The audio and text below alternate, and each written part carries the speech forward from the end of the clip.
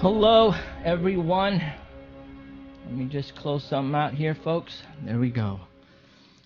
All right. I am excited. What? Did you turn off the microphone? Yeah, I sure did.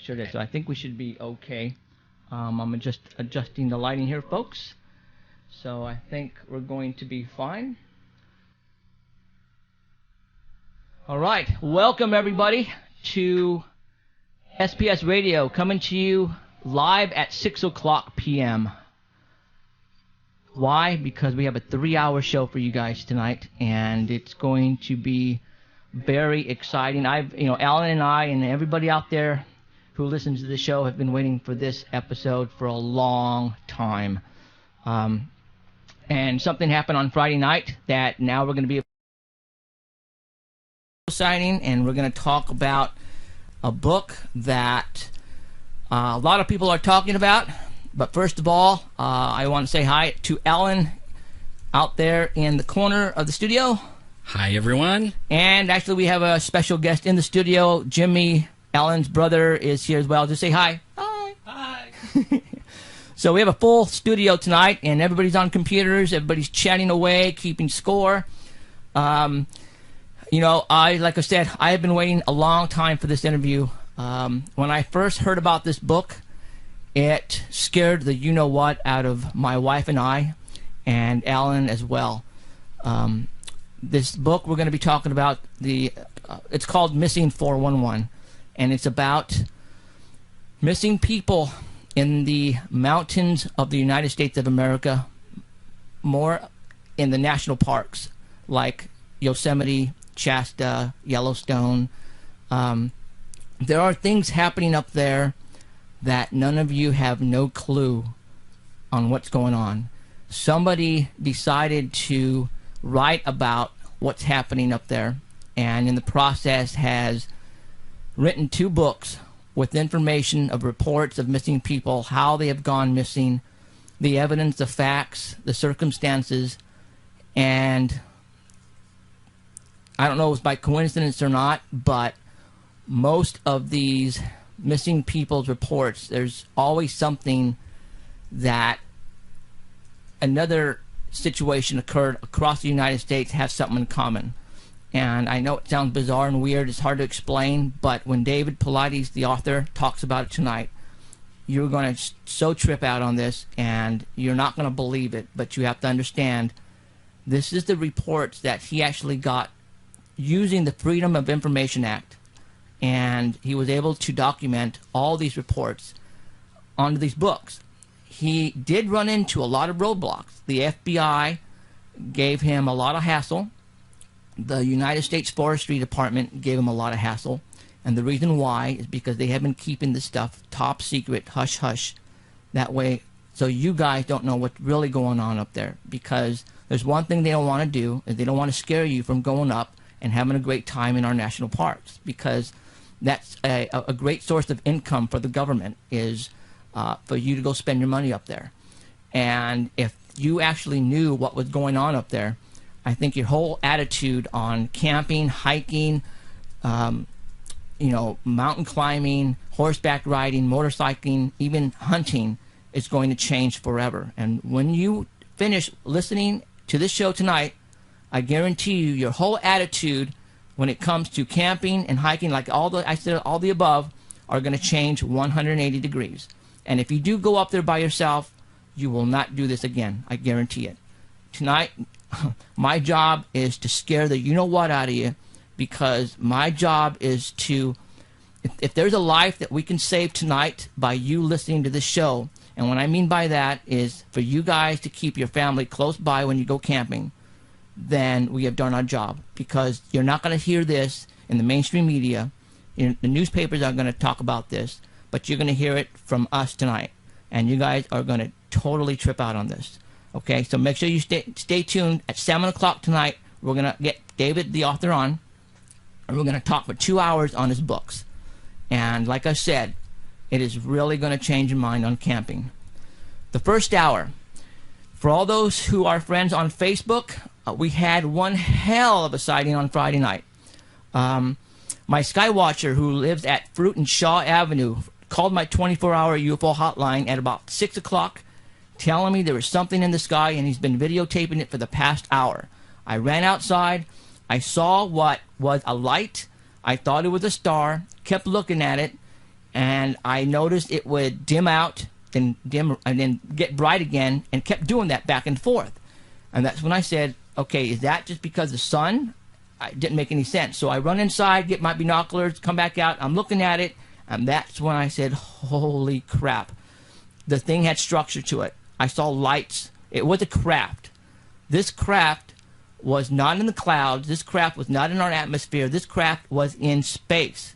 Okay? And I know you guys are saying, what? No, this thing was in space. This thing was stationary for about 80 minutes. After I saw it, I posted what I was witnessing on Facebook on my wall, and that pretty much sounded the alarm. I mean, we had everybody in the surrounding cities, Fresno, Selma, Kingsburg, Delray, Sanger, Clovis, everybody went outside, looked to the southwest of the sky, and everybody was witnessing exactly what I was witnessing.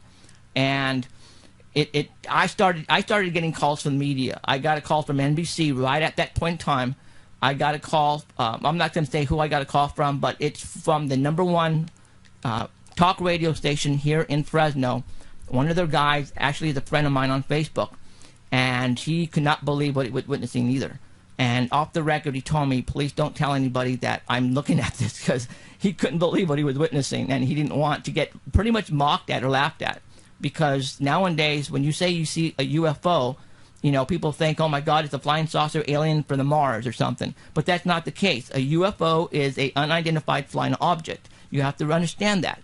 So at that point in time, when you see an object, then you got to figure out, okay, let's find out what it is. Here are the possibilities. A balloon, a weather balloon, a satellite, an airplane, a helicopter, the blimp. Swamp gas. Swamp gas.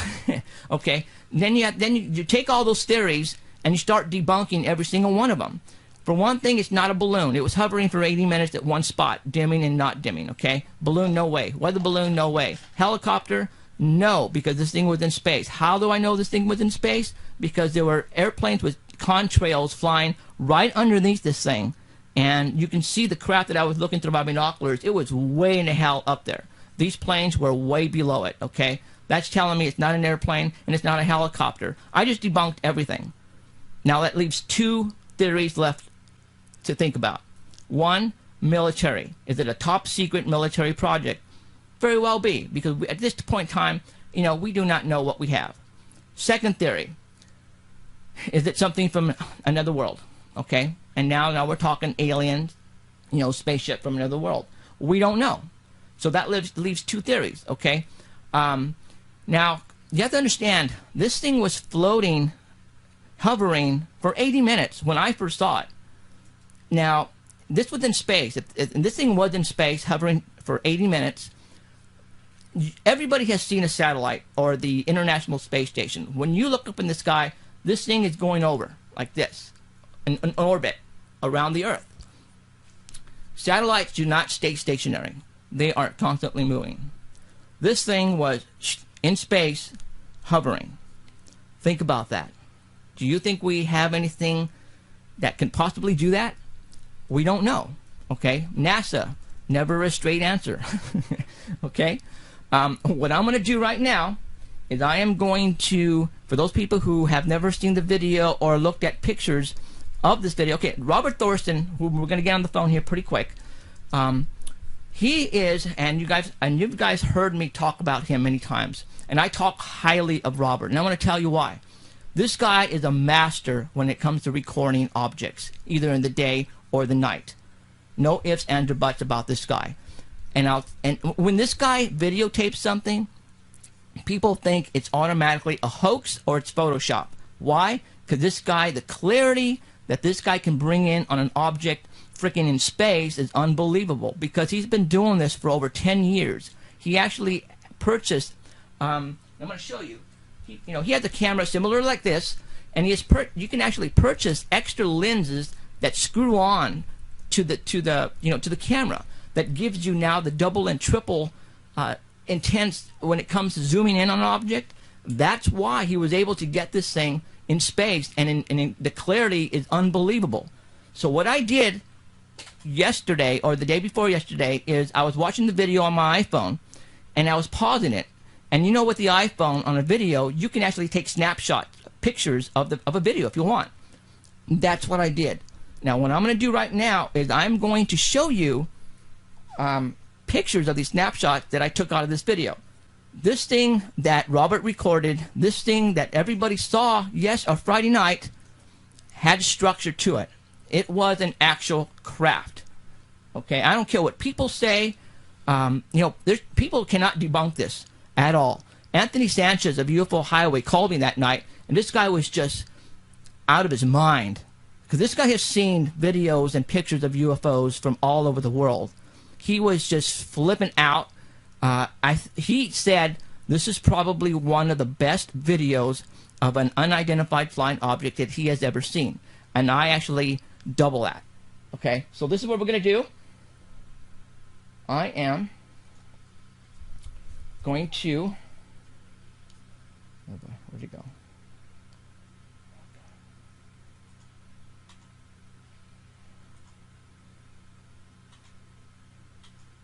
Okay, hold on, guys.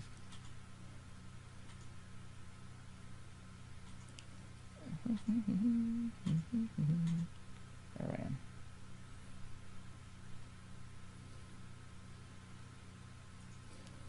Okay, so now what we're going to do is I am going to, let's see now, where did that picture, where did my camera go?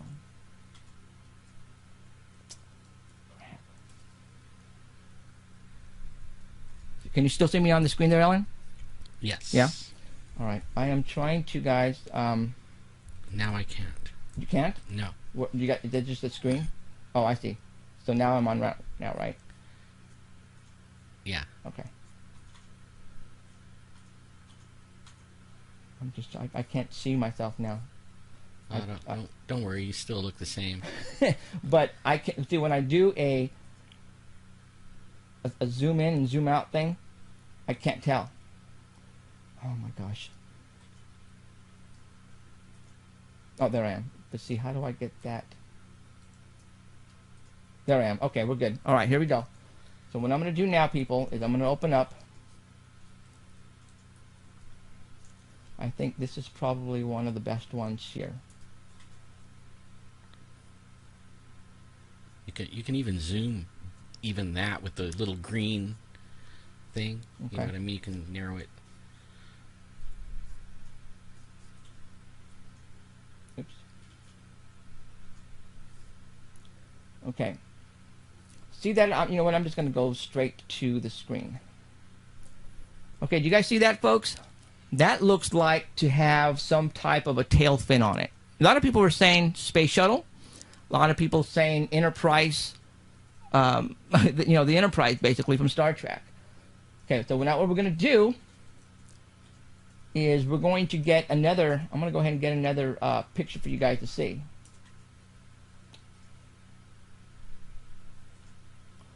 How about that one? That one looked like it's turned a little bit. Do you see this part here? There's something sticking out on that side, and obviously there's something sticking out on top. Okay, so what I'm going to do is I want to show the whole video. That's what I'm going to do. So be patient here, folks, because I'm gonna pull the video up, and I'm going to let you see the video, because Robert, like I said, is a freaking, and I know I'm probably going to embarrass the heck out of him, but I don't care. The guy's a genius when it comes to videotaping. Period.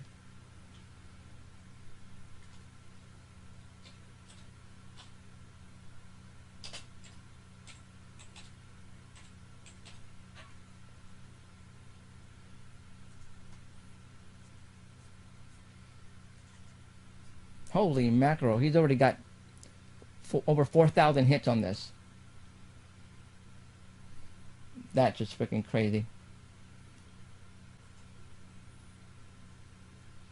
Ladies and gentlemen, the video Robert Thorson has took on Friday, May the 11th.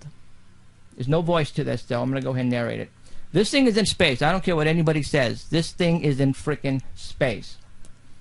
You know, keep your eyes. This is 9 minutes, so 9 minutes is not very long. Robert, if you're listening, we're going to let this play, and then I'll bring you up.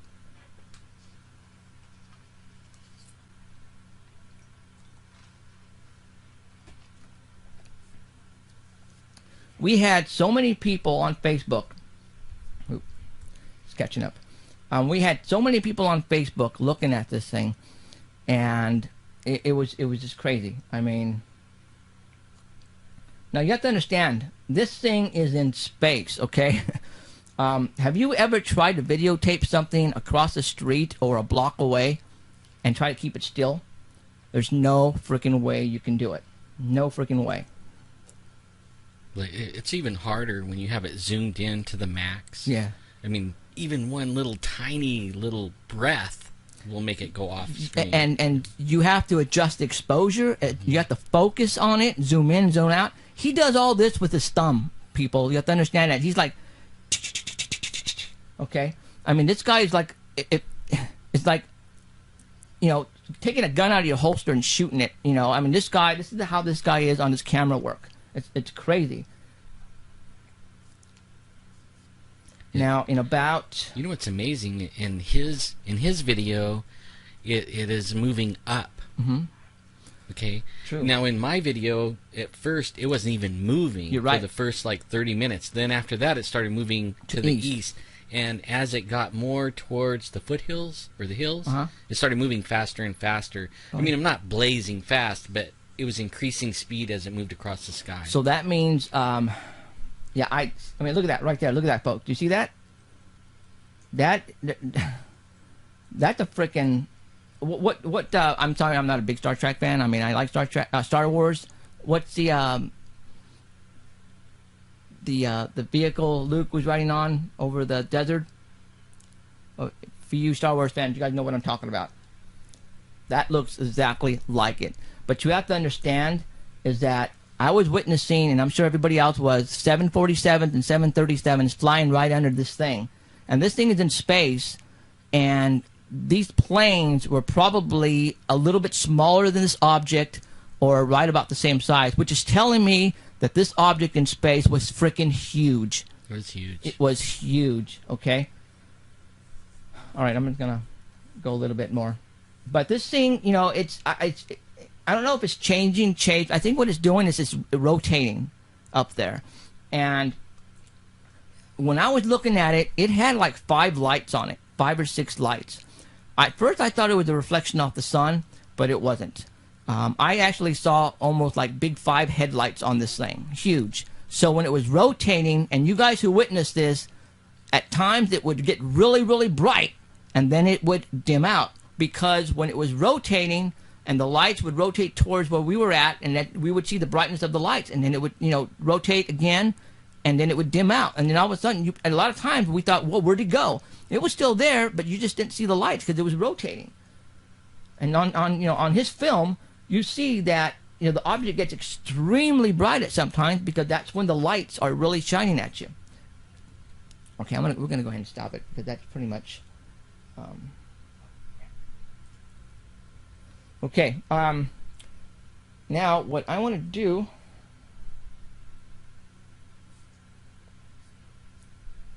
go ahead and click that out.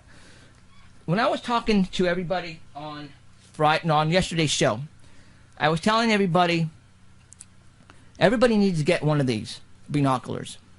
It is the cheapest set of binoculars you can go and buy. It's only a 7x35. Okay. That's just the view on it, 7 times 35. These things are only $20. You can get them any place. If you look up in the sky with the naked eye, you might be lucky and get to see something if the reflection hits the right way off of this craft. But otherwise, you're not going to see anything. I truly recommend that everybody go out and buy one of these binoculars for $19.95. That's how much they are. Big Five has them on sale all the time. $20. When you're outside, just look through them and start panning and look up in the sky and just start looking all over the place, and I guarantee you will see something, especially around the sun. I saw something on Saturday. I don't have proof of what I saw, but I saw something really weird, and to me it looked like what I have on my Facebook wall, the photographs of the red, whatever it was by the sun, that weird like tadpole, whatever, it looked like that. That's what I saw. Okay, what I'm going to do now is we're going to call Robert Thorsten, and we're going to get some more information on this guy because, you know, this guy it's all him. You know, he's the one who, if it wasn't for him, you know, we wouldn't be looking at this video and have proof of what everybody saw. Robert? Okay, I hear you.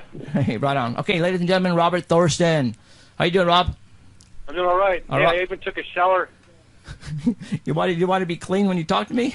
I have to be clean when I'm talking to you. I need it. Well, I appreciate that. All right. All right. This Friday, what time? Now, why were you outside in the first place? You were looking up in the sky, right? I was just out there looking at the sky, and I thought it was Venus too when I first saw it, but I realized it was too early for Venus. Mm-hmm. And where? I mean, obviously, it was in the southwest part, right? Is that what you thought first? It was a southwestern direction, right. Up pretty high. Okay. And about what time did you see it? When I first saw it was 5:30. Wow, 5:30. Yep. You called me a little after 6, right? Yeah, I wanted to make sure that like you always say, you got to get it on film first before you. Yeah. So you were actually looking at it an hour before we were then, almost. I would think so. Yeah. Okay, then let's hold time out then.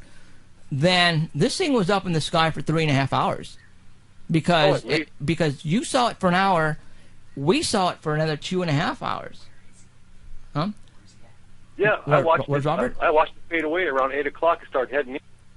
Okay. You know, people want to know where Robert's at. Robert is at the corner of Fruit and Shaw.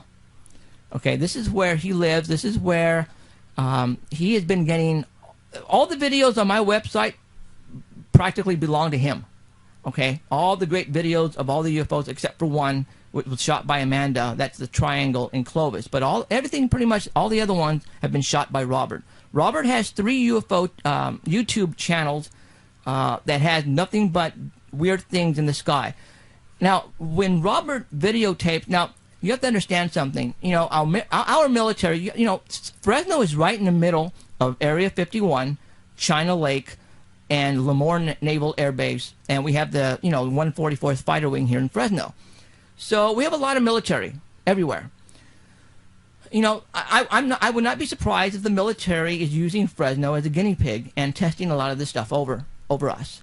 But there's a lot of times that there are stuff going over us, and then all of a sudden we have our jets take off out of the airport and chase these things over Fresno. And we have witnessed that. Matter of fact, Robert has gotten video of that. Have you? Oh yeah. Yeah, I mean, and that's on that's on YouTube. I mean, you would call me and say, Jeff, I'm looking at something, and all of a sudden the jets are chasing them, and then here Robert is videotaping all this action. I remember we had an incident, 2 years ago. I had a sergeant from the Fresno Police Department call me from the River Park area, which is north of Fresno, and he identified himself as, "Hi, Jeff." I go, "Yes." I go, I'm a sergeant with the Fresno PD, and I just wanted to let you know that there was something hovering over River Park. And he hung up the phone. Not more than 5 minutes later, I got 2 more calls. And I remember it was like about 6:30 because my wife and I were watching 2.5 Men on TV. And when those 2 calls came in, after that, we heard the jet start taking off out of the airport, one right after the other. I mean, there must have been 5 of these things, full throttle, I mean, just jamming out of the airport. And then I looked at my wife and I said, "Oh, shoot." And I ran outside and I couldn't see anything. That's when Robert Thorsten called me, and that's when he said, "Dude, there was something floating north of Fresno," and I was videotaping it, and then all of a sudden, the jet started chasing it. Ladies and gentlemen, would our military be chasing our own craft over public houses, private property? Because what if let's say they were doing a training mission, and over a populated area, and all of a sudden one of these jets crashed, and then we get this on video like Robert did. I've talked to military personnel. We don't do that.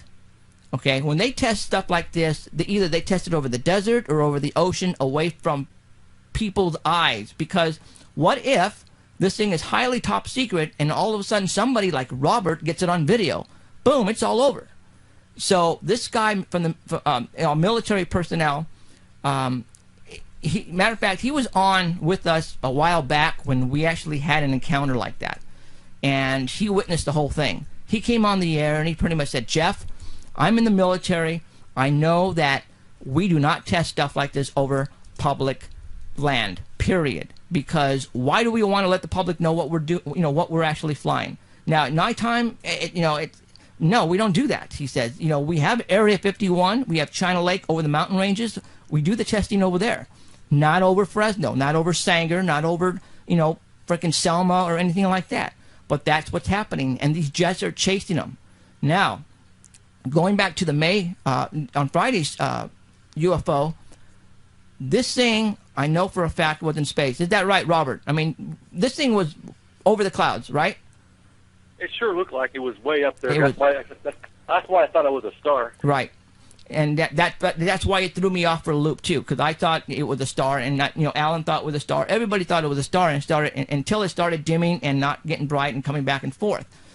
And that's what I said about yesterday, that if this thing was in our atmosphere and wasn't ours, I guarantee you 5 jets would have probably taken off out of the Fresno Air Terminal and chased this thing. But I bet you anything NORAD knew this thing was in orbit, and there was no reason to dispatch these jets, because the jets cannot go into into space, period. Or it was theirs. Yeah, or if it was theirs. So let's take you have to take all that into consideration. Is it ours? Obviously we probably knew, or I'm sure NORAD knew it was there, but didn't do anything about it. Now, what was funny is that on Friday, for all those who witnessed, just like me and Alan and everybody else, we witnessed these planes coming by and dropping contrails directly under this object, like if they were trying to cover it up. So Rob, I mean, you pretty much saw it, for almost 3.5 hours, dude. Yeah, that's right. It was like 3 hours. 3.5 hours. Because I remember on your, you were running out of videotape. And you probably, now, did you videotape the whole 3.5 hours? No, I watched it for about 10 minutes before I realized it wasn't a star. And I started video recording it at around 5:40. And then I did it on and off for like 3 hours. I video, parts of it on and off. Right. I wasn't prepared to have. I didn't have all these tapes ready. I didn't have all my tapes ready for that long of the event. Sure. I had to change the battery too. I had to change the battery in my camcorder. Wow. Yeah, this, I think, is going to go down on Fresno's history as one of the best sightings, I think, so far that we have had.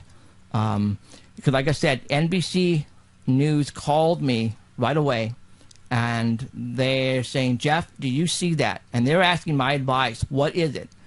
And right at, the producer on the phone with me, and I told them, and I gave him the theories, and I debunked every single one. And that's when he says, okay, well, we're going to talk about this tonight, and, we're running short on time, and we might call you back and see if you want to go on, whatever. And I said, okay, I'm here if you guys need me, whatever. And that night when I saw it on TV, they were a little dumbfounded. The newscasters were like, okay, they didn't know what to say. Because, you know why? Because the cameraman from NBC 24 actually got it on video, folks. But he didn't do a good job of zooming in on it. Even Alan knows. He goes, man, the equipment that these people have, he should have been able to zoom in on that sucker. Now, depending on what kind of lens on it, I don't know. That's about cameras. Like, I know his camera is around 20,000 or up. And the lens on them, they could be at the top of a stadium and zoom in on the numbers of a football player. Okay. And our little camera is like the one that we use. Right. They can't do that like that clear. Right. He could have zoomed right in and he could have made it so nice. Oh my gosh! And he didn't do that. And again, you know what? I thought he did it on purpose. You think so? He was giving it the look of what he was seeing from his perspective. Instead of zooming in on it, he was only showing what he was seeing. What he was seeing. Right. And that I can understand that, because he doesn't have the experience in shooting something that far. Why would he want to? That's not what he's paid to do. He's paid to, videotape a reporter on a outside of a burning building or whatever. He's not paid to shoot up at stars and zoom in on it. He just probably wasn't ready for it. Okay, Robert, how long have you been doing this? I've actually been doing this since 2006. I thought longer than that for some reason. 6 years? I've been watching the skies for like 15, 20 years. Yeah. But what made you start videotaping stuff, though? I mean, it's just because people were not believing you? No, that one night when that UFO followed me home early in the morning. Oh, that's when you were on your bike, huh? Yeah, I was on my bike at 3 o'clock in the morning. Something was following me home, and for some reason, I ran into the house. I grabbed my mom's little camera. I never used it before. I grabbed it. I go, I got to get the camera. I don't know why I said that. I just got the camera, and that's when I started filming, and that's how it all started. And you have to understand, you guys, there is so much activity in our skies, and people don't know.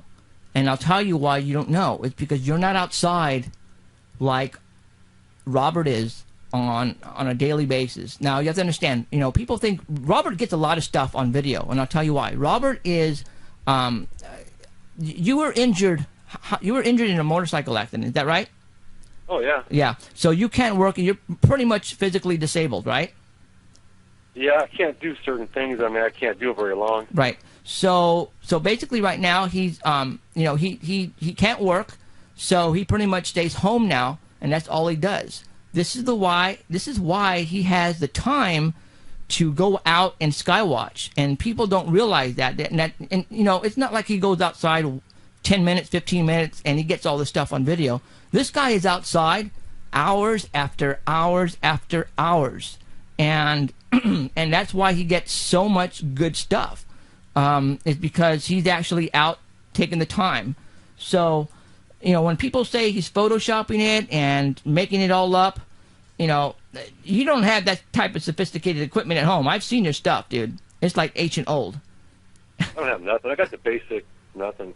Right, I know you do. And you're not a computer geek. All you have is a camera that you can plug into the back of your computer and download it to YouTube, maybe make a movie out of it, add some music, whatever, but that's it. Okay, he doesn't know how to do this Photoshop crap, and like everybody's been telling him that he can do. So, people need to pretty much get a life and stop criticizing him and me, because, when you put this video up, people right off the bat said, oh, the dude Photoshop. I can't believe that. There's no way. You hoaxed it. It's a hoax. People were saying that right off the bat. And I'm going, and there was a couple of people who said that on my wall on Facebook, and I let them have it. And, because I am not a liar. I know Robert Thorson. He is not a liar. We're not hoaxing this stuff. This stuff is actually happening. So for those people who don't believe, I don't give a you-know-what, okay? This stuff is happening right now over our skies. The reason why we are getting it now on video is now because we have a nice system set up. I have skywatchers. I have a 24-hour UFO hotline. People are calling me when this stuff is up in the sky. I'm able to contact my sky watchers. They go outside, they get the video cameras, and they start recording. I have Alan doing it now. I have Jimmy doing it now. I have, Robert Shaw and Fruit. I have Amanda down in the Academy and Shaw Avenue, and I have people everywhere. So we have a system going on here, and it's working.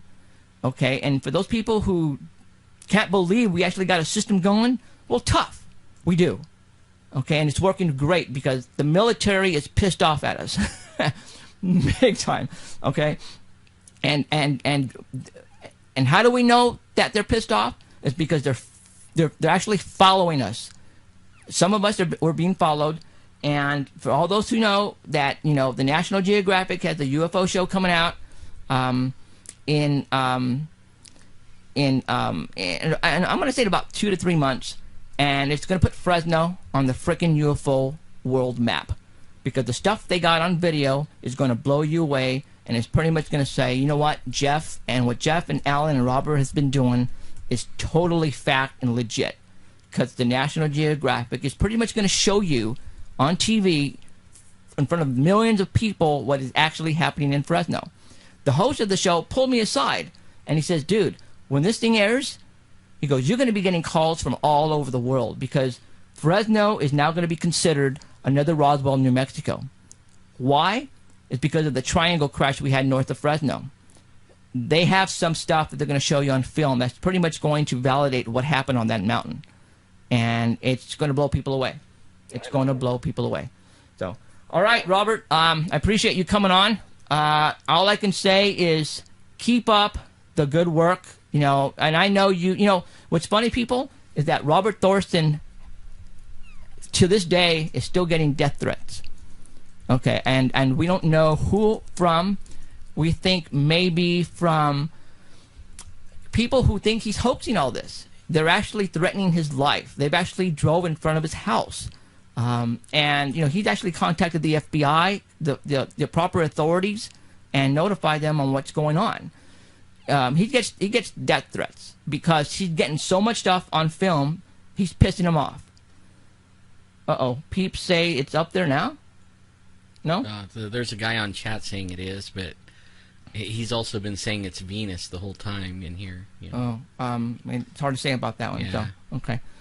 All right, well, there you go. All right, Robert, I appreciate you coming on. And like I said, you know, don't stop what you're doing. Don't ever stop what you're doing. And the next time you see something, you know what to do, and you have been doing it. You've been calling me on my 24-hour hotline, and I appreciate it. Yeah, just you didn't talk so much, and I got a chance. No. No, I mean, do you want to say anything to everybody? I mean. No, I do. I have got death threats. I have somebody driving by my house, taking pictures of my house, putting on YouTube. I got all kinds of death threats. Yeah.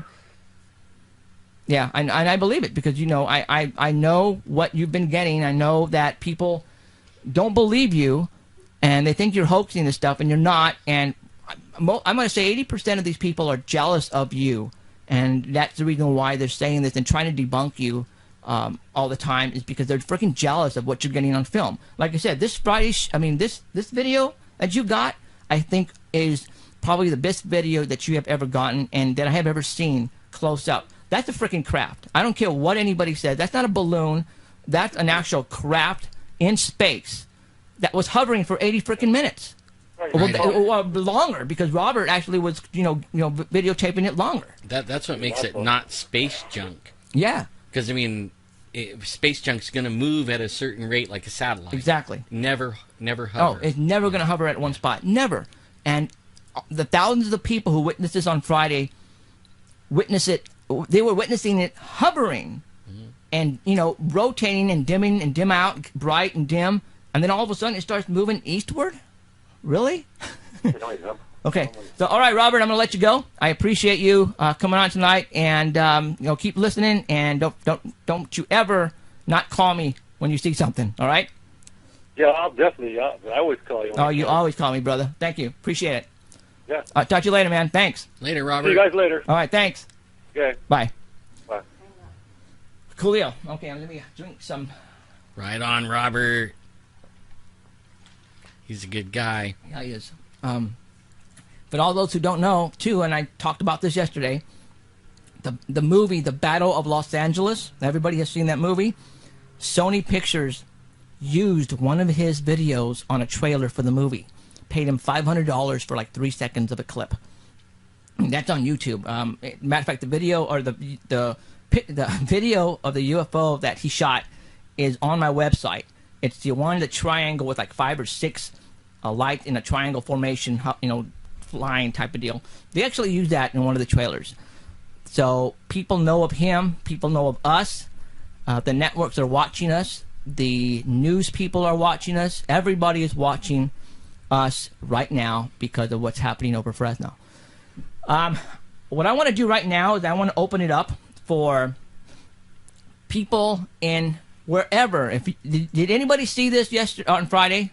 I want you to call me right now and let's talk about it. If you saw something different, if you can identify it, if you can give us something that we don't know about, that we haven't talked about, you know, call me up anyways and tell me where you were when you saw it and what time. Call me right now at area code 559-287-8367. 559-287-8367.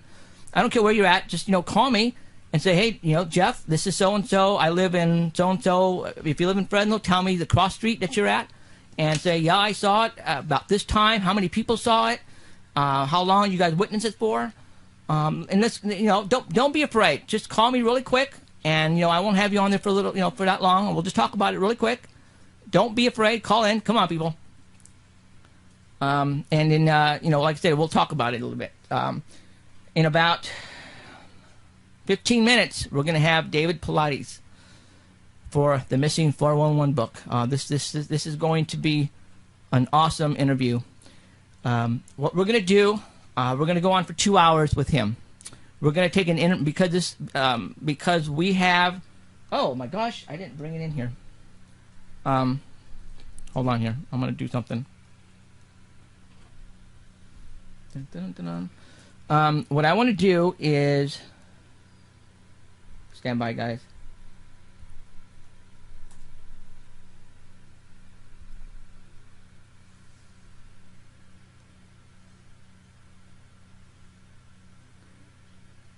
So what we're going to do is at the intermission on the top of the hour is we're going to let David take a little break, 5-10 minutes, because we don't have commercials on here yet. And we have 2 books to give away tonight. And we're going to do it at the intermission, which is going to be right around the 8 o'clock hour. And Alan is going to basically tell you what number to call in. And we're going to get only one person per book can only win. So when you call in, you let us know which one you want, the West Coast or the East Coast. And so so just thank you, wifey. So and again, that'll happen at the 8 o'clock hour. Now, while we're here, I'd like to say that for those who weren't here yesterday, we have our first sponsor. Dun, dun, dun, dun. Liquid Nitro Energy Drink has come on board as the first sponsor for SPS Radio. We are going to be working really tight with these guys. And I got a feeling good things are going to be coming from Liquid Nitro Energy Drink. And I'm going to have one right now. I don't care what you guys do.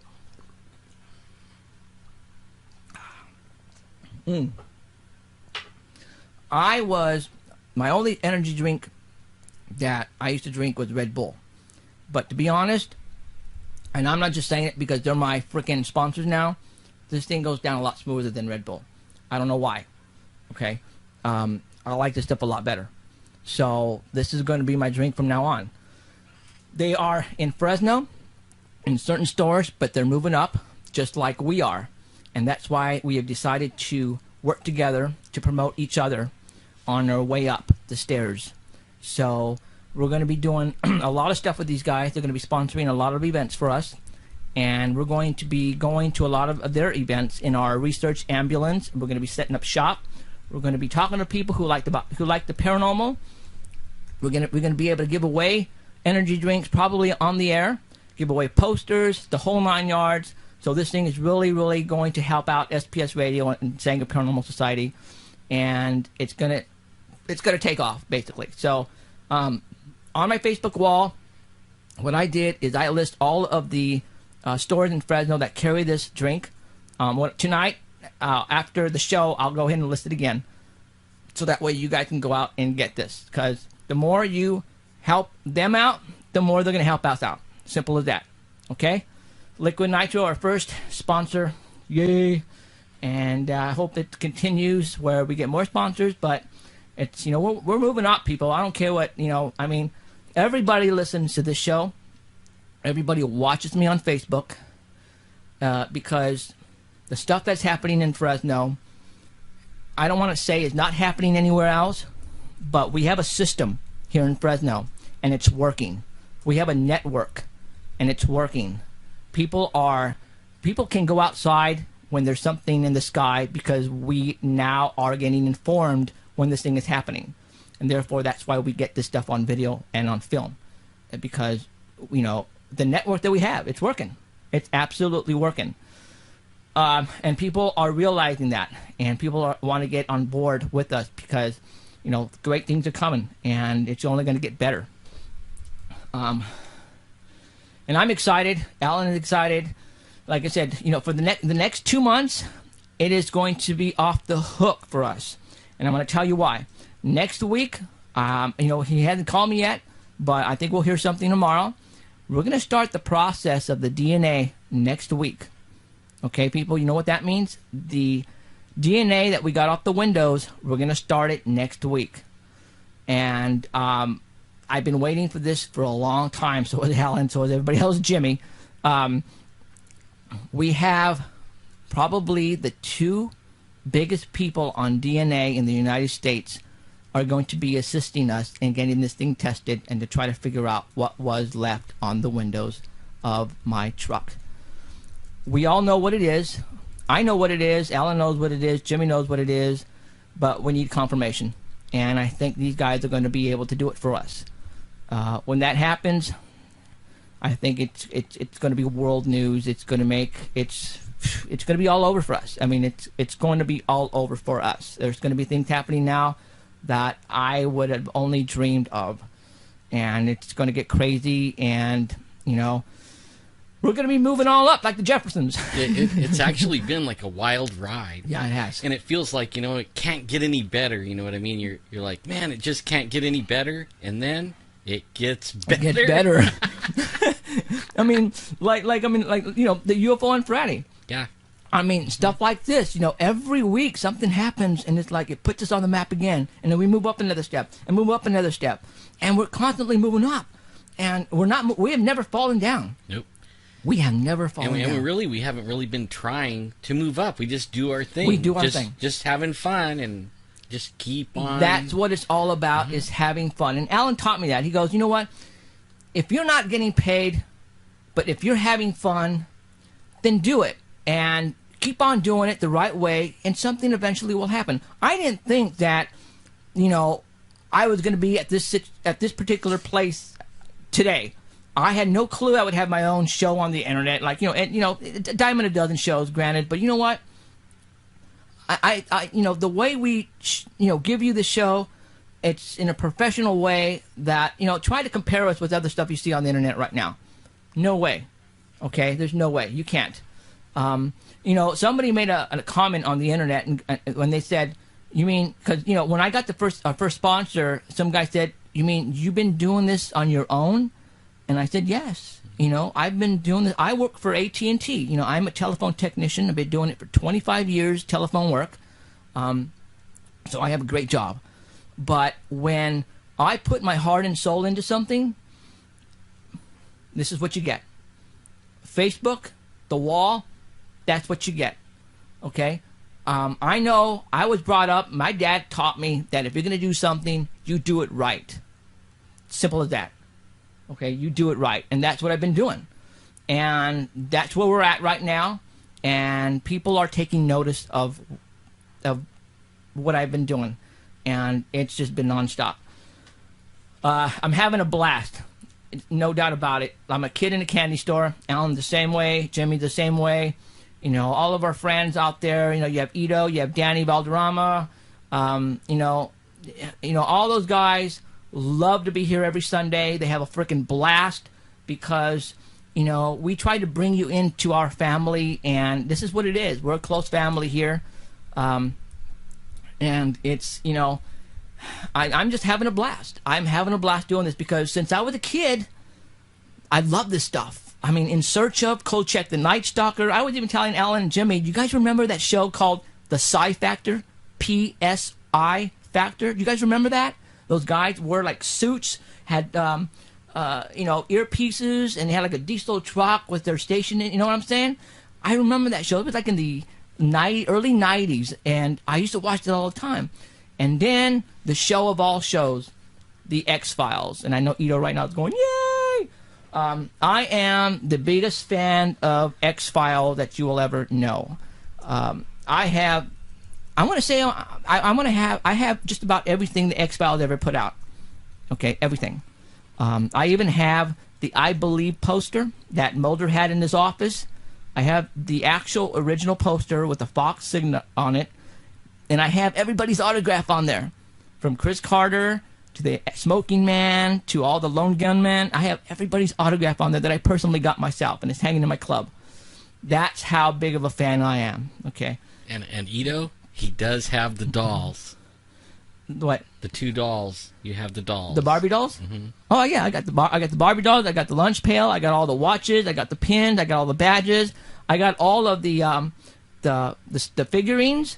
I got every single one still in the packages. I got autographed pictures of Mulder and Scully on all my windows. On my wall. I have probably every single magazine. I got all the comic books. I got all of the bubblegum cards. I got every single one. Oh, God. I got their special edition stuff. You know, I've got it all. Yeah. I have it all. And all their signatures. I've got it all, guys. I mean, that's how big of an X-Files freak. When the National Geographic came here to film inside the studio, I showed them the club, and the guys were going, "Whoa, you like the X-Files?" Oh, I even have the X-Files pinball machine. Yeah, he does. I have the X-Files pinball machine. And it works. Yeah, and it's in my club. So that's how big of a freaking X-Files fan I am. I had the pinball machine from the X-Files, okay? So there you go. That proves that I am a serious dude when it comes to paranormal. You know, again, I've done a lot of research. I try to associate myself with the people who know their stuff in certain areas, like, you know, UFOs and Bigfoot. You know, how did I become involved in Bigfoot? We have an investigator here by the name of David Ragosa, who lives in Fresno, who's been doing this a long time. Somebody put me in contact with him. I came associated with him. He invited me on a trip, and lo and behold, ever since then, it's been nonstop on Bigfoot. And then Alan comes aboard, and Jimmy comes aboard, and they're big-time Bigfoot freaks like me now. UFOs, how did I become associated in UFOs? I used to be a assistant director for MUFON for about 2 years, 2.5 years. I was an investigator for MUFON for the Central Valley. And for those who don't know what MUFON is, the Mutual UFO Network. I had to quit the MUFON, though, because this was taking too much time. And I had, you know, I was doing a lot of ghost investigating, Bigfoot investigating. I couldn't give all my heart and soul to MUFON, so I had to let them go. But, you know, and I appreciate MUFON giving me the opportunity to learn a lot about UFOs, and I did. And that's why I am so into the UFOs now and know how to investigate and talk to witnesses, because of MUFON. You know, ghost hunting is a dime a dozen. You know, I have all the toys that you see on TV. I've got them all. I got video stuff that you don't even see on TV. I got motion detectors that you don't even see on frickin' Finding Bigfoot for, you know, Finding Bigfoot. I've got that. I have a degree in electronics. I was able to put stuff together. That's why I can do all this. Okay? Oh, wow. 2 minutes to 7 o'clock. Whew, I'm going to take a breath, guys. Because for the next 2 hours, we're going to scare the crap out of you. I'm going to take a drink of liquid nitro. But am I like psyched or what? I think this energy drink is working. Oh, it's good. We've been taking shots over here on the side. I love this stuff, guys. I'm just going to take a breath here, because in a couple of minutes, we're going to call David. And we are going to talk about missing people. Now, let's talk a little bit before we get David on tonight. Okay. Tonight's show is going to be one shows for the record books. I can tell you that right now. I guarantee it. After tonight's show, everybody out there is going to go, whoa. And you're going to understand why. You're not going to be able to sleep well tonight. Some of you are probably going to have nightmares. I guarantee it. I suggest right now that you get up and you go to the bathroom. Go get 2 bathroom breaks right now. Go get your sodas. Go get your alcoholic beverages. Go get your food. Get it right now. Come back and sit down, because in about 2 or 3 minutes we're going to call David. Restroom break. Go do it right now. Make sure you're comfortable, because you are not going to want to miss a single part of this interview. Granted, it's going to be archived, but you know what? It's better to hear it live the first time, because and you'll understand why in a little bit. We're going to have an intermission at 8 o'clock. We don't have commercials on here yet, but at 8 o'clock, we're going to take a 10-minute intermission for David to rest his voice, for him to go to the bathroom, get some water, do whatever he needs to do. And at that point in time, we're going to give 2 books away. Alan will be taking callers. We'll let you know when to call in, but that's going to be at intermission. Okay? Like I said, I've been waiting for this interview for a long time. It's going to be great. It's going to be great. I'm just catching my breath here, folks, because like I said, as soon as we get him on here tonight, it's going to be nonstop. Well, if everyone goes on to my Facebook page or Jeffrey's Facebook page, I actually Googled James Arthur. Oh yeah. He was in he's in the missing 411 book. That was the teacher I had in junior high, and I found it on Google, his picture and everything about him being missing. And you could go to my Facebook or Jeffrey's Facebook and you can look at that. It's pretty interesting. That guy is in the 411 book. Freaked me out. Now I'm really freaked out. I mean, I already was freaked out about going to the mountains after seeing a Sasquatch. Now I'm really freaked out because down the road from where I saw a Sasquatch, that guy disappeared. Did you know how many people go missing per day in the United States of America? 2,300 people go missing every day in the United States of America. I looked that up. That means 839,500 people go missing. Granted, a lot of those are people that they recover. A lot of those they find deceased. A lot of those they never find, ever. David Paulides is a retired lawman for about 20 years. He has a couple of degrees out of San Francisco. He is also the co-founder of a Bigfoot organization called the North American Bigfoot Search. And what happened one day is I'm going to let him talk to you basically about that. So, okay, I'm going to go ahead and I'm going to call Mr. David up. And I think it's time to pretty much go with this. So you guys are ready out there? You guys are like set, ready to go?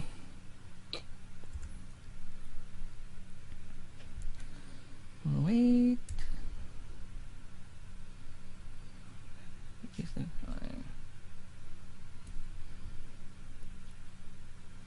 Yeah, the camping season's about to start.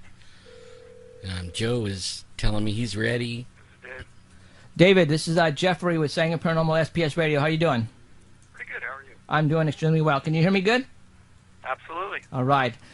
For one thing, I want to say thank you for doing this for us. I am a big fan of your books. I have, I've been bugging you for a long time to get you on here because I know what's going on, and your books are pretty much proving it for everybody.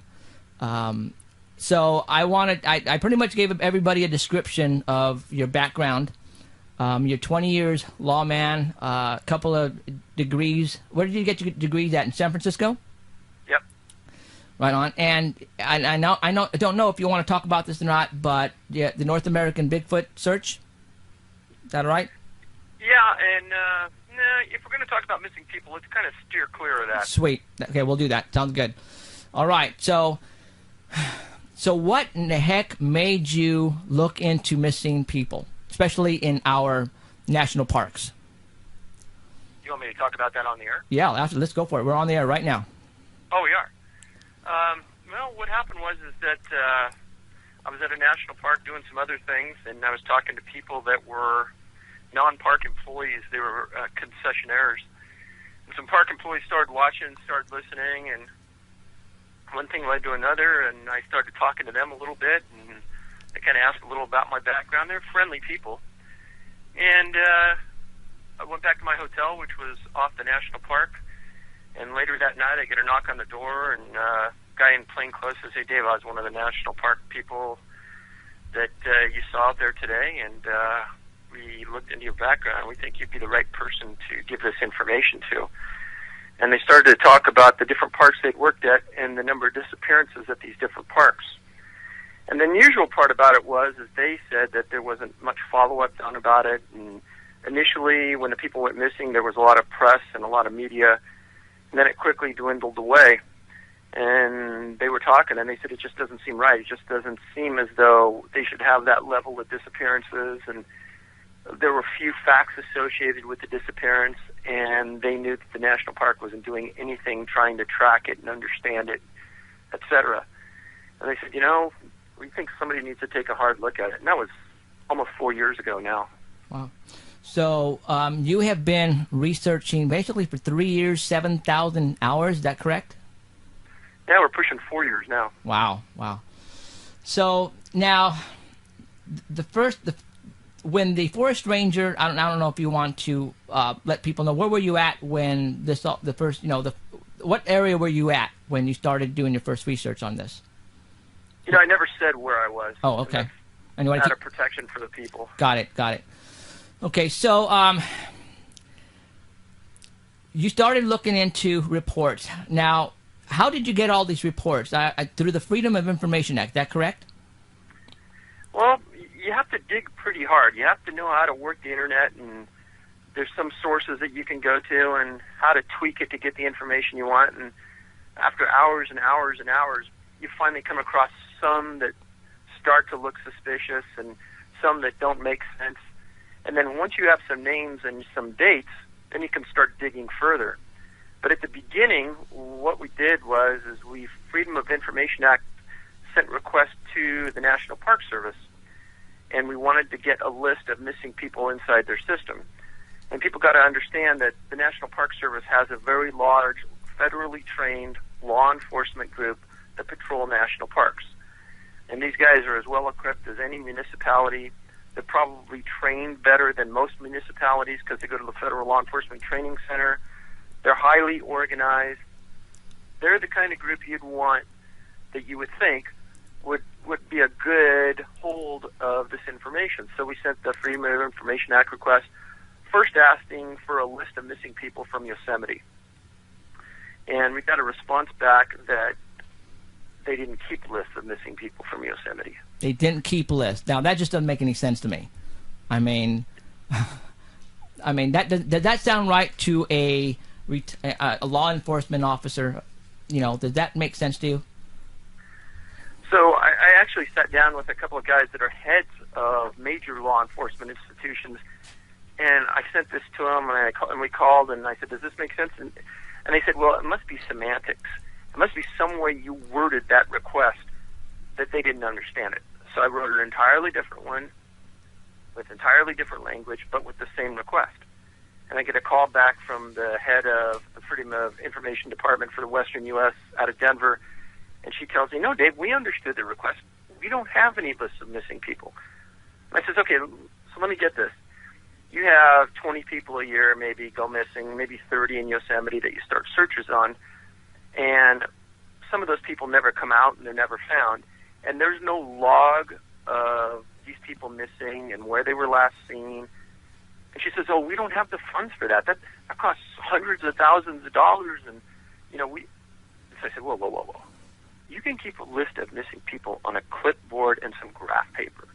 You write their names down, where they were last seen, the date, and it's just, you add to it as the year goes on. And when you're looking for a location where people have gone missing, you just look back through the list. It's not complicated stuff. It's not rocket science.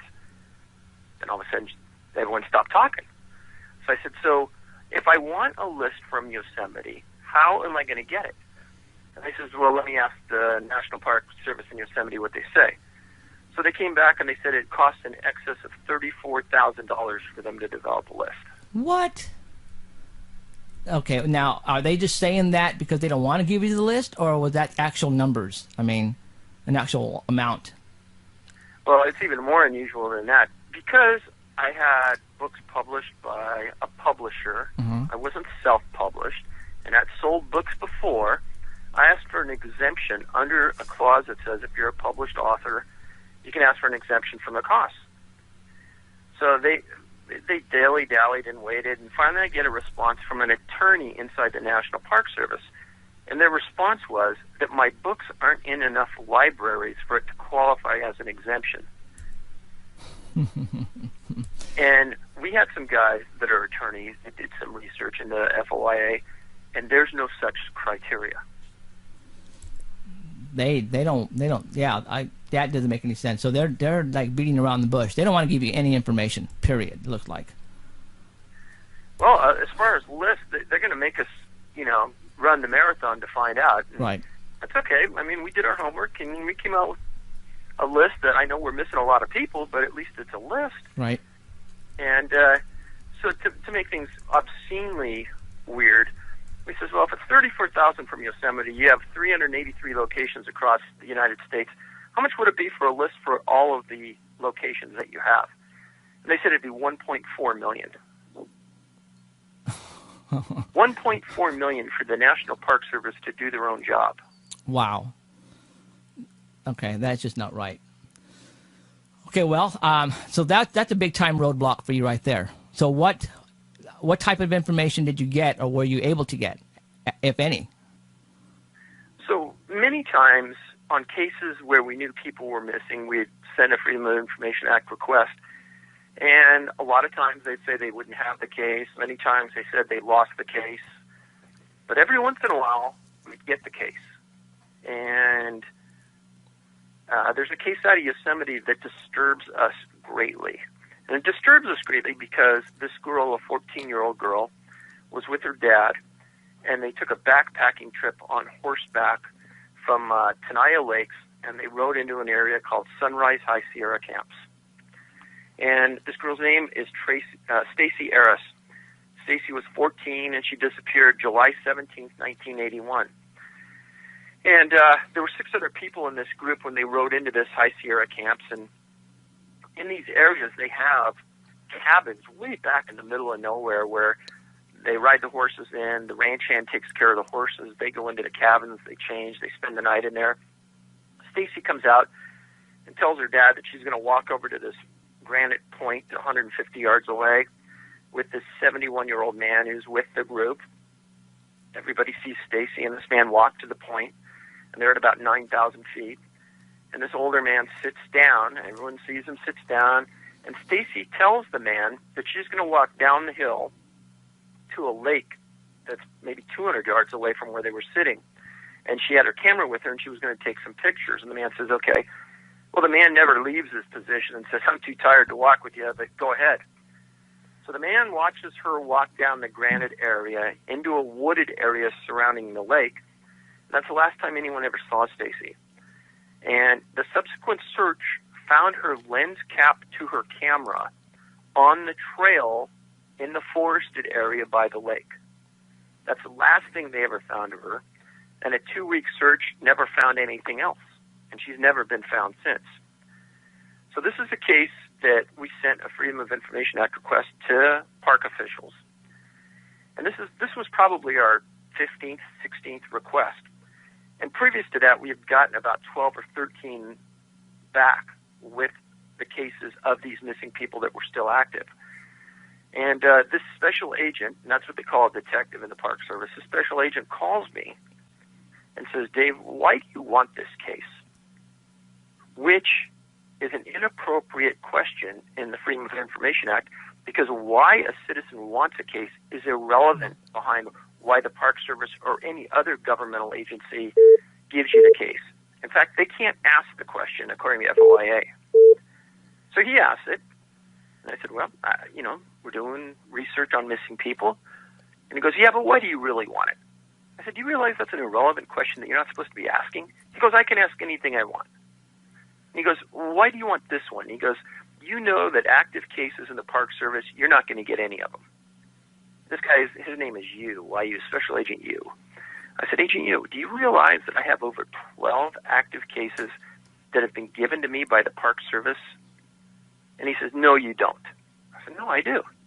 He says, no, you don't. I said, no, why would I lie to you? All you have to do is call the Western Regional Office and find out.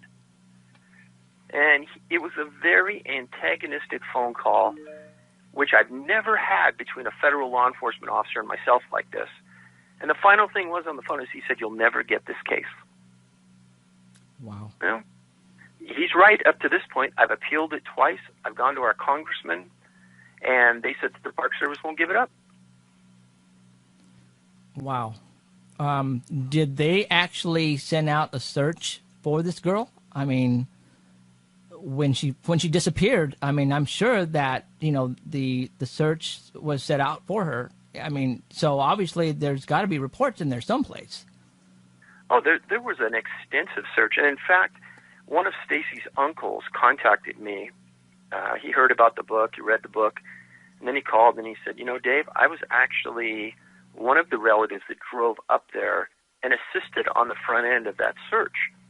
And he said, all the facts you state in there are correct. And he goes, but I don't understand why the Park Service isn't giving you the report. I said, I don't understand either. And I said, maybe if you go up there and state that you're a relative and you want to see it, maybe they'll let you see it. He says, you know what, I think I'm going to try. And that was a few weeks ago. I haven't heard what happened since. But I find it suspect on an open missing persons case that they won't let you see it. And just so people understand, missing persons cases are one of the strangest cases that law enforcement research and work because it's not a crime. There's no crime in being a missing person. They can't arrest you for being a missing person. And it's not handled under the criminal elements of investigation. It's handled differently.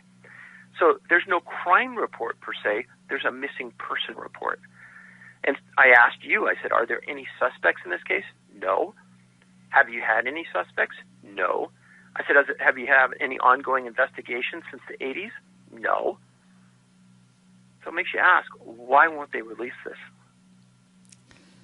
Well, apparently they know something and they want to keep it hidden. I mean, that's the only thing I can think of. Wow. And that's right in our backyard here. When I read your book, you listed a number of locations that were very high in missing persons. Yosemite National Park is way up there, isn't it? It's the number one place in the nation. Holy crap. Did everybody hear that? All of our people out there who are listening, Yosemite National Park is the number one location in the United States National Park that people go missing. No, that really is scary. I got goosebumps. I'm sorry, but I do. David, I lived here in Fresno all my life. You live in San Jose, is that correct? Yes. Okay. We watch the news religiously every day, and my wife and I do that at 6 o'clock every day. And we hear the news when they come on. I don't care if it's NBC, CBS, or ABC. They will let us know when a missing person goes missing in Yosemite, and that's where it happened, Yosemite. My wife and I, one summer, I remember, we talked and I yelled at her. I go, "Are these people stupid? How hard is it to get lost in a location where there are like hundreds and hundreds of people?" And it just didn't make it. I mean, hiker after hiker after camper, they were just going missing like crazy every summer. It was ridiculous. And when I read your book, I'm going, well, there's something definitely going on here. There are a lot of weird cases that you have in your book. I would love to go through the ones that are representative of Yosemite area and the Sierra side. There's even an incident that you have in your book that our producer is tied to, and I mentioned to that in your book. But if you can, why don't you pick out some of the weirdest incidents that occurred just east of us here in Fresno and tell us about them and what you ran into. So first, for the people that don't understand, there's been a lot of conjecture on the web about people who have never read these two books and are just making assumptions, and I'm talking really broad assumptions. People disappear all the time, people get lost, mom and pa cattle out on a trail and they get tired and they just disappear. That isn't what I write about. These are highly, highly unusual. These aren't attacks by mountain lions. These aren't attacks by bears. If someone's attacked by a mountain lion and you're an adult, you're going to fight for your life. There's going to be blood everywhere. There's going to be hair. There's going to be a scene there that's obvious to any investigator. Well, what happened? this isn't what I'm writing about. These are something that just do not make sense at all. I'll start off with an incident that occurred in 1995 in July. A woman named Jean Hesselschwart, and she was from the East Coast, and she was traveling with her fiancé. And in July, they drove up. They came from Nevada. They drove through the park, and they ended up on Glacier Point. And they arrived there around 11 o'clock in the morning. They pulled into the parking lot, and they both kind of had road-tired bodies, and they wanted to walk around a little bit. And they started to walk around, and she goes, "Hey, I'm going to walk over here to this area and look." And he goes, "Okay, I'm going to just walk over here." And make a long story short, with about 5-10 minutes, the fiancé realizes that Jean isn't around anymore. And it happened pretty quick. And he looked around, screamed, couldn't find her. He runs back down to the parking lot, and he finds a guy who's emptying garbage cans from the Park Service and says, "Hey, I need help. This is really weird, but I can't find my girlfriend." So the guy calls for help, and within a matter of an hour, the place is swarming with Park Service employees, searchers. Within 2 hours, there's a helicopter over the scene. And within 2 days, there's over 300 people searching for her. Wow. And I don't know if anyone's ever been to Glacier Point. There's only a few ways to get out of there without killing yourself. And it's a very scenic location. Make a long story short, they search for her for 2.5 weeks, and they don't find anything. And I mean nothing. And fast forward to September 3rd of 1995, about 2 months later, two guys that are mountain climber types climb their way into the back of Bridal Veil Falls, which is on the same side of the park as you drive in. It's on the southern side. And they're way back into the area there, and they're trout fishing. And they come into a pool, and they see a body in the pool of water. And it was Jean. And she was long dead. And the point of that, and the unusual nature of this, is that I invite everybody to go to a Google map. And I want you to look at the area between Glacier Point and the backside of Bridal Veil Falls. And you will see that that is some of the most rugged, highest peaked granite area anywhere in the park. It's about 3 to 4 miles as the crow flies. It's probably 10 miles walking. And what the mountain climber stated is that there's no way anybody could have gotten into that area without being an advanced climber because it was so rough and rugged. The Park Service had to bring in a helicopter to remove the body. The FBI was on this case from the beginning because at the very beginning they thought that the fiancé was the suspect. Sure. He had nothing to do with it. And the real question in everyone's mind is, how in the heck did she get there? Never answered. Park Service never wanted to talk about it. Who knows how she got there? I have no idea. But wow, that was a weird one. Wow. People that go missing in Yosemite, what are the the ages? Are there like more in the middle teens, in the 20s, 30s, 40s, or is it a wide from 3-year-olds all the way to 60 in Yosemite? Yosemite is kind of a strange place because you have kids all the way from 2 years old all the way to the elderly.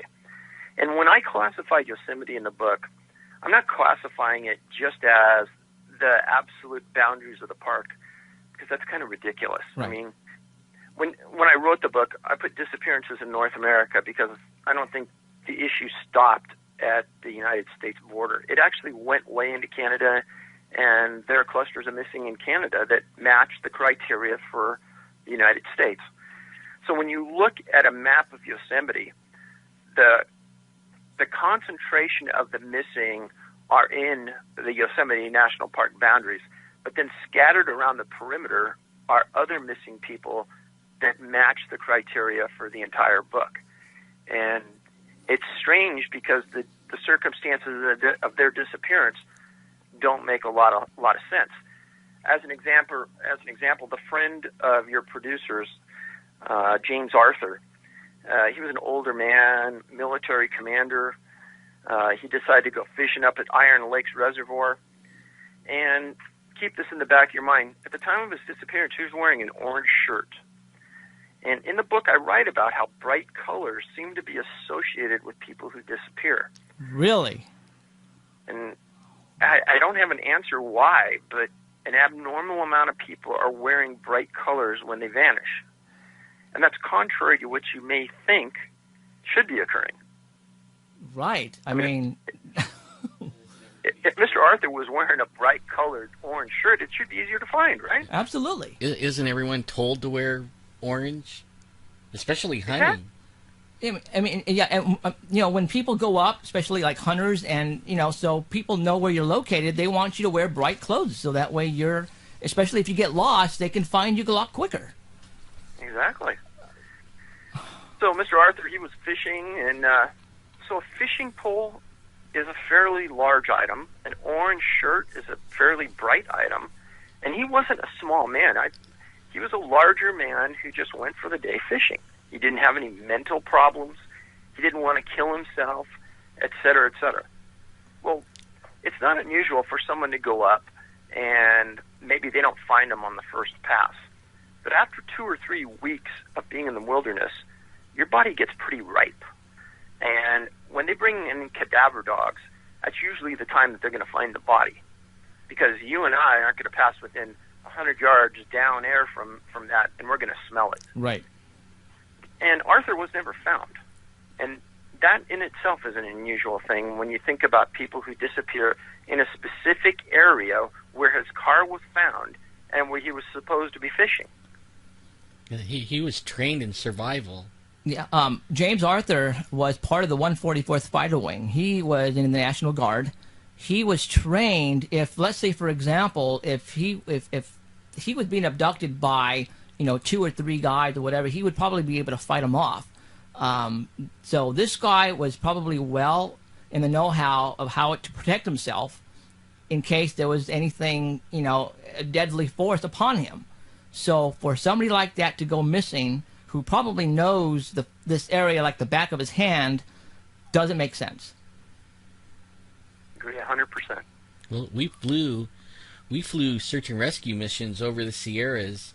He knew the Sierras well. Can you hear Alan at all, David? Just real vaguely. Real vaguely? Okay. So Alan was just telling me that he used to James was his junior high teacher, and Alan was also a pilot. You know, James was a pilot, and he took Alan up in his airplane, and they used to fly over the mountains all the time. So that gives you a perspective of his knowledge of the area.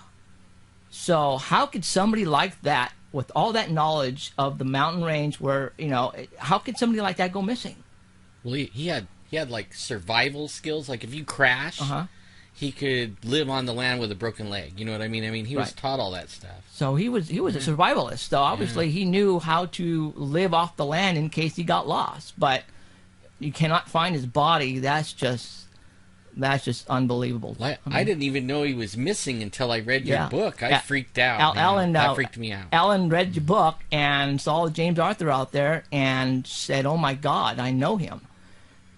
So that's why we wanted you on here, man, because like I said, you know, we know there are things very, very weird going on up here in the mountains, and people need to hear about this. Now, okay, that's James Arthur is another case. What other weird cases do you have? Now, not necessarily in Yosemite, but, you know, like you said, the outer areas.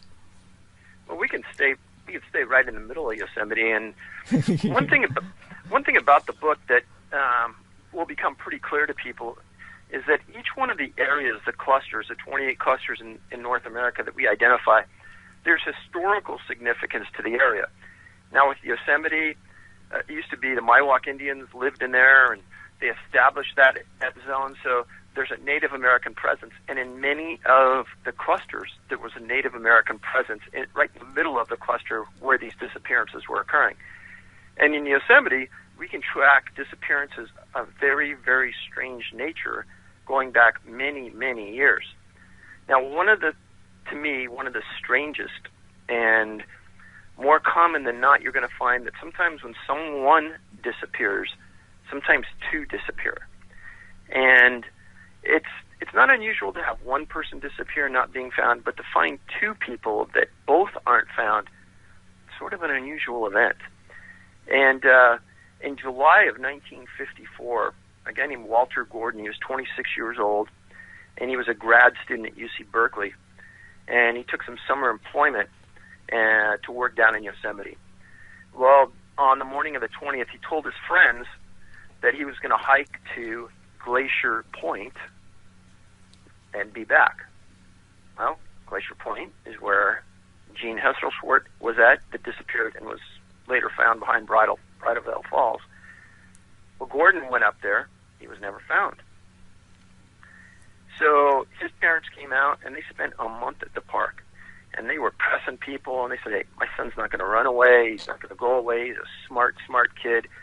He's got, 8, 9 years of advanced hiking and mountaineering. The guy is just not going to disappear. Come on. And especially with the efforts that were put forth, you guys would find him, come on, And the Park Service did a good search for him, but they didn't want to listen to what the parents were saying. Fast forward 3 months to October of 1954, and a 30-year-old UC Berkeley grad student named Orver von Loss came for the weekend with his wife and his parents, and were staying at the Ahwahnee Hotel. And he and his wife took a hike just a short hike, up into the 200-300 yards up into the side of the mountain, just looking around. The wife said, hey, I got to go back to the hotel. He goes, I'll just hike around a little bit more. I'll be right back. He disappeared and was never found. So Mr. and Mrs. von Loss start pushing the government pretty hard. And I should say that none of this information I'm telling you came from the Park Service, because they don't keep these kind of records this long, they claim. And they don't know anything about these things, they claim. This was all done through extraordinary amount of hand-searching, archival newspaper articles. And von Loss's family got upset because they didn't feel like the government was trying hard enough to find von Loss. When you look at it in hindsight, maybe they know something we don't know, and they busted their hump looking for Walter Gordon 3 months earlier, and maybe they know in certain cases no one's going to be found. I don't know. But the parents got upset, and then by a fluke, they heard about this boy or this young man that disappeared in July. So they tracked the parents down of Walter Gordon, and now both families bind themselves together, and they want to force the government to do something. And they talk about the similarities between their boys and their attitude, and they would never disappear, and this is BS, blah, blah, blah. They write a letter to President Eisenhower telling him that they want special forces troops to come in and look for their kids, because there's no way that they voluntarily disappeared and that they felt they were abducted. Needless to say, Eisenhower didn't recognize the letter. If he wrote something, it was never notified in the paper, and the parents never publicly talked about it, but there was never any more searching done. Wow. Okay. Well, that's, people are listening right now, and they cannot believe what they're hearing. I mean, thousands and thousands of people go up every year to Yosemite, what's supposed to be a friendly location for families, and not knowing this information, I think, is not right, because, by talking about this, I think we're going to save somebody's life in the future. And that's why I want you to give a lot of examples, if you can, especially in the Yosemite area. Now, we've talked about so far elderly, older, mids, children. Had any children gone missing in the Yosemite area or the outskirts? So just on the east side, on the east perimeter of Yosemite, is a place called Mono Village, Mono Lake area out in that area. But it's on the southeastern perimeter of the park. And in this Mono Village area, it's really nice. It's around a lake. In July 13th of 1957, the Scott family was vacationing there, and the kids and the family are just kind of running around in the valley floor like most kids do. And all of a sudden, they realize that their son David, 2 years old, has disappeared. So, in my law enforcement mind, if my son, 2 years old, disappears, And we searched for him for an hour, and I can't find him within 100 yards of my place. I think he's been abducted. I mean, that's what I'm going to be thinking. And I think that's what this family was thinking right away. So they call Mono County Sheriffs. They respond. U.S. Forest Service responds. And pretty soon there's this massive search going on.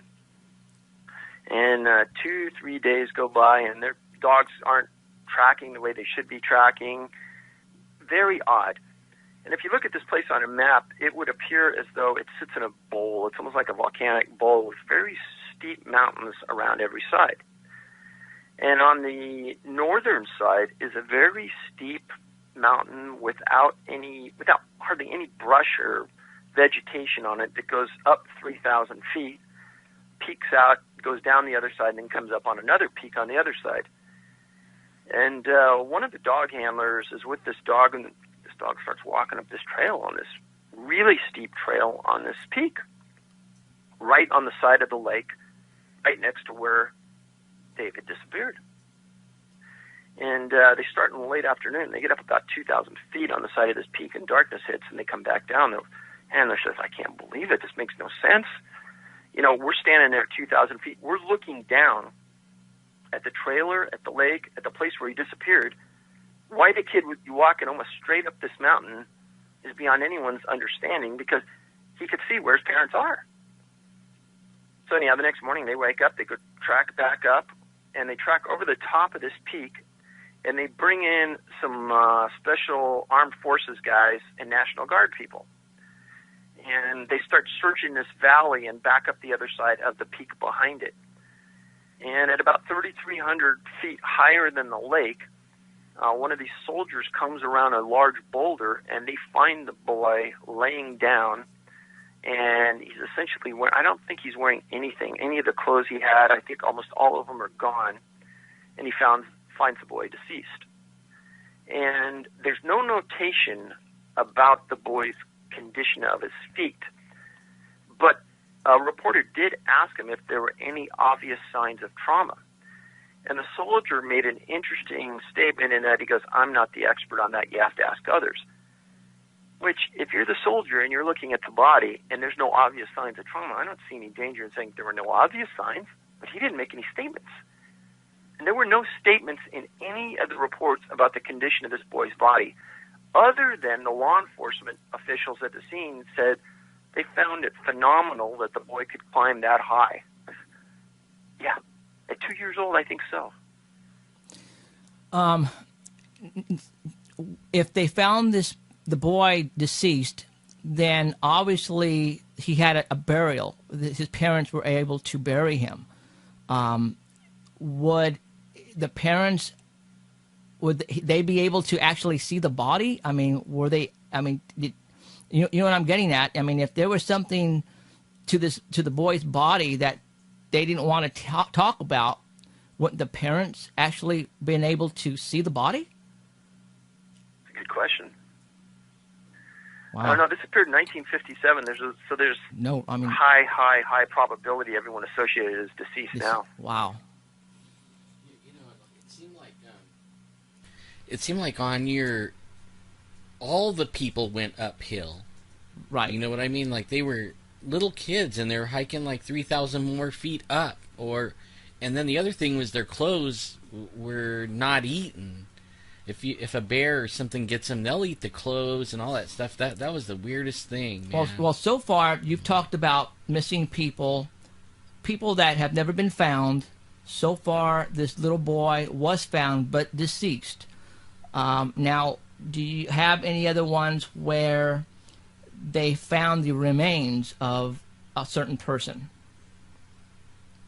Well, they have found remains of people, and I should say that your producer, they hit on a pretty key note right there, and that is that one of the findings in the book about almost all of these people is that the absence of clothing when they're found versus when they left is a pretty unusual mark.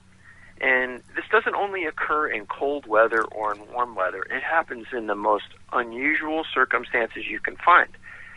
And I'm not talking about people that had hypothermia and they start shredding clothing like some theories say. I'm talking about people that walk away from a certain location, and within 50 yards, they're stripped and their clothes are gone. And the unusual part about that is, in almost every instance, their clothes aren't found.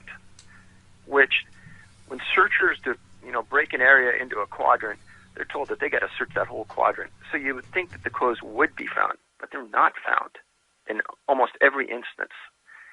So that's a strange part of this anomaly. The other part of it is that there's a couple incidents that I write about that actually occurred in national parks. One occurred in Great Smoky Mountains National Park. Another one occurred in Crater Lake National Park, and that is, in Crater Lake, a 19-year-old kid went out during the middle of winter to photograph Crater Lake in the winter. And while he was there, he disappeared. I'm talking about 20-foot drifts of snow, really the middle of winter. It occurred in February. And his dad came out from the East Coast and searched for him. And his dad is another guy that made a big stink and said, hey, I don't think you guys are understand this, but my son was a great kid. He is smart. He's not going to disappear. He's not going to walk into the middle of the wilderness in the winter. He's responsible. He's intelligent. And he's another guy that pushed the Park Service and his Congress and senator to get more resources to look for his son. Never happened. So fast forward 7 months, and a person was in the middle of the wilderness, 12 miles from where this guy's name was Charles McCullough, 12 miles from where Charles disappeared. And they were in a box valley. Small creek went in, small creek came out. And they're walking through it, and they see what they thought was a skeleton. And they found a backpack on a hillside, a small backpack, not a big one, just like a day pack you'd carry. They carry the day pack out, and they bring it up to the rangers, and they lay it on the table. And one of the rangers understood from a description of Charles's father that this was Charles's backpack. So the ranger gets another guy, and they get on horseback, and they ride into the wilderness to this location. So I made a Freedom of Information Act request for this case, by the way, and the Park Service lost it. And they said that they lost 12 years of cases in that certain time frame in Crater Lake. Now, the reason I found out what I'm going to tell you is that I dug up and I found the ranger that actually went back into this scene. Otherwise, you'd never even know about this. The ranger's name was Marion, and Marion was an absolutely phenomenal guy. He is.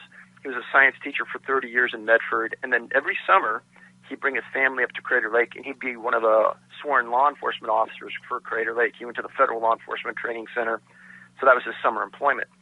Him and another guy ride back into this Box Creek area, and they walk in, and there's a giant Douglas fir tree that's kind of blocking the creek. The creek flows under it. They step over the other side, and he says, Dave, if you were standing up and you undid your pants, dropped your zipper, and you pushed your pants all the way to the ground, that's kind of what I saw when I stepped on the other side of the Douglas fir tree. The belt buckle was undone, the pants were undone, and they were pushed to the ground. And on the right leg, there was one broken tibia bone, that's your shin bone, and there were socks at the bottom of the pants where there were small bones.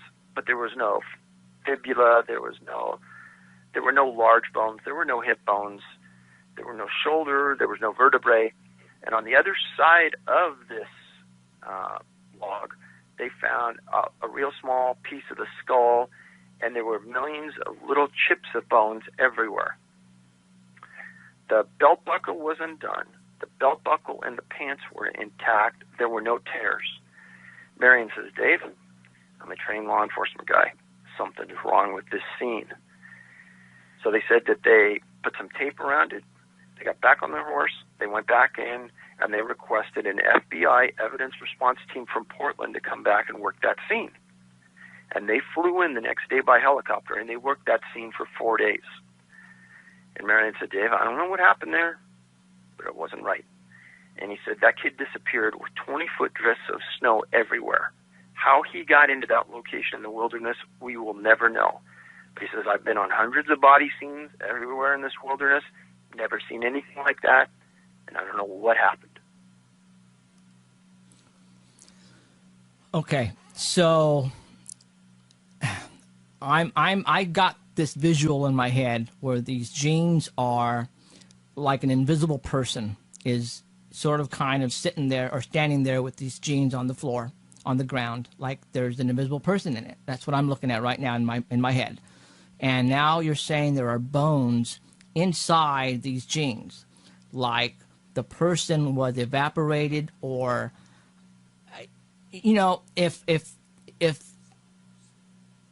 this person was, let's say, for example, eaten by an animal, those genes would not be intact, period. They would have been ripped up, torn apart.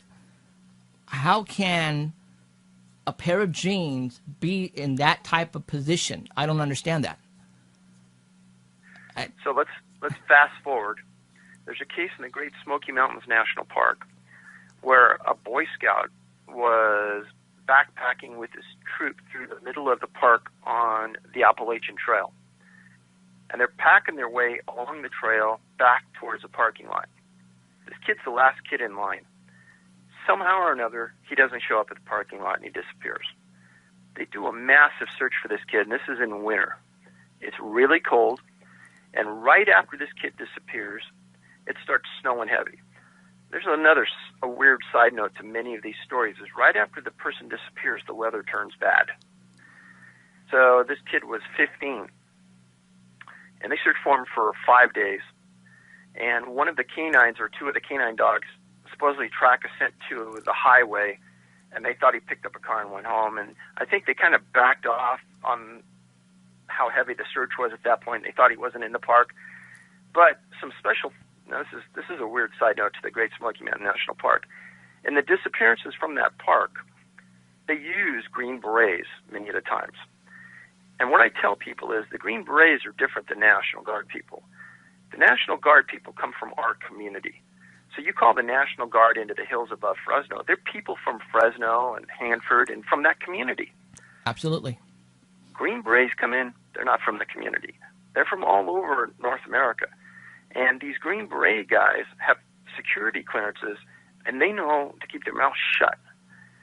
Well, they bring in the Green Beret into the Great Smoky Mountains, and they search. The Green Beret find this kid in a creek bed several miles off from where he should be, down in a deep ravine.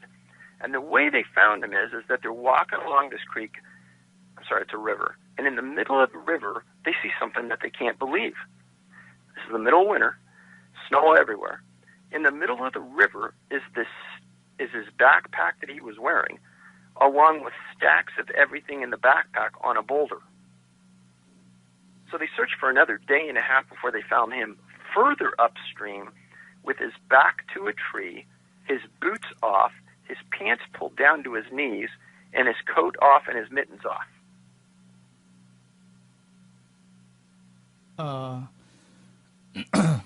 Okay. Alive? No, he was dead, right? I mean, he was deceased. He was frozen. He died of exposure. Oh, man. Okay. I'm okay. I'm thinking for an animal, no. A human being. Why would a human being abduct do this in the middle of winter up in snow? Okay, I'm trying to debunk, and I noticed in your book the title Missing 411. Nowhere on this book you give your opinion on what happened to these people. And I believe that the information, the facts, the evidence that you give people in these books, that they will be able to decide on their own what happened to these people. Because, there can only be a couple of theories on what happened. Abduction by a human being or abduction by an animal. And that's it. Well, we're not going to talk about, I don't think we're going to go up that high as far as being paranormal. But, and that's it. And I noticed that, there was a reason why you didn't want to specify how these people went missing, because, the reports pretty much give exactly what people need. And as a police officer, retired police officer, people need to make up their own minds on this. And I personally, being in the paranormal, world that I am in, I can already think of a couple of possibilities, but I'm not going to say what I think it is, because I'm going to let people make up their own minds. And this is, it's still going to get weirder. There are still other cases in these books that are going to blow people away. And I want you to continue on. As a matter of fact, if you can, you know what? It's 7:53. We're going to take a break, David. And what we're going to do is we're going to give away 2 of your books right now. We're going to take a 10-minute break. If you want, you can go ahead and, take it easy. Go get something to drink. Go to the bathroom if you have to. At about 8:10, if you can, come back. So I'm going to give you like 15 minutes, and then come back, and then we're going to continue on. Is that all right, David? Sounds great. All right. So I'll just leave the phone on. Don't hang up. Go do what you got to do, and then come back when you're ready, and we're going to go ahead and give away both books right now. Thanks, David. Thank you. Okay. All right, guys. Alan, here's the phone, Alan. Are you guys ready? Woo. Oh, man. Okay. Does everybody have goosebumps? Are you guys scared? Well, you know what? Let me tell you something right now. I think David is leaving the best for last. There are still some more cases that he's going to get into that I'm going to have him talk to you about, and it is going to really scare the you-know-what out of you. This is actually happening right now in the national parks. He's talking about Yosemite right now, east of Fresno. Who has not ever been to Yosemite? Yosemite. You would have never thought this stuff is happening right in front of our eyes. The media is not telling you about this. The United States government is not telling you about this. And there's a reason, because something is not right here. And I have a couple of theories. I'm not going to say what my theories are right now on this show. Maybe next week we'll talk about it. But right now I am going to let you continue thinking on how these people are going missing. How are they finding the bodies, and where they're finding these bodies? How did they get there? When they get there and find these bodies, how the bodies are as far as disrobed. It just doesn't make any sense. So, again, we're going to continue on with him, in about 12 minutes to 13 minutes on more cases that are really, really going to mess with your mind. And I'm going to tell him which cases. I'm pretty sure he's going to do these cases anyways, but if you think this is strange, it's going to get really, really even weird, way weirder than, we're going. So, okay, Alan. The first person, not the first person. We're going to go ahead and go with a number, the number of call anyways. And you'll get to choose from one book, either the East Coast or the West Coast. And you only get one book. Oh, go. We're not going to let them choose. We're going to give away the East Coast book right now. Okay. So and it's going to be the East Coast book and caller number 17. 17 for the East Coast book. Right now, go for it. So there's number 1, I think, right? Okay. Right, that was 1. So go it. Oh, the number, I'm sorry, 559-287-8367. 559-287-8367. 559-287-8367. 559-287-8367. You get the East Coast book. And people are calling. He has the volume down right now, and they're going like crazy. People are calling. It's like off the hook now. We figured that everybody's going to want the West Coast one. So we're going to give away the East Coast one first. There you go. The East Coast one first. And you only can win one, okay? You only win one book. So if you don't want to win this one, then better wait for the West Coast. Okay, we're at caller 5. Keep on. But, we have listeners in Europe. We have listeners in Guam.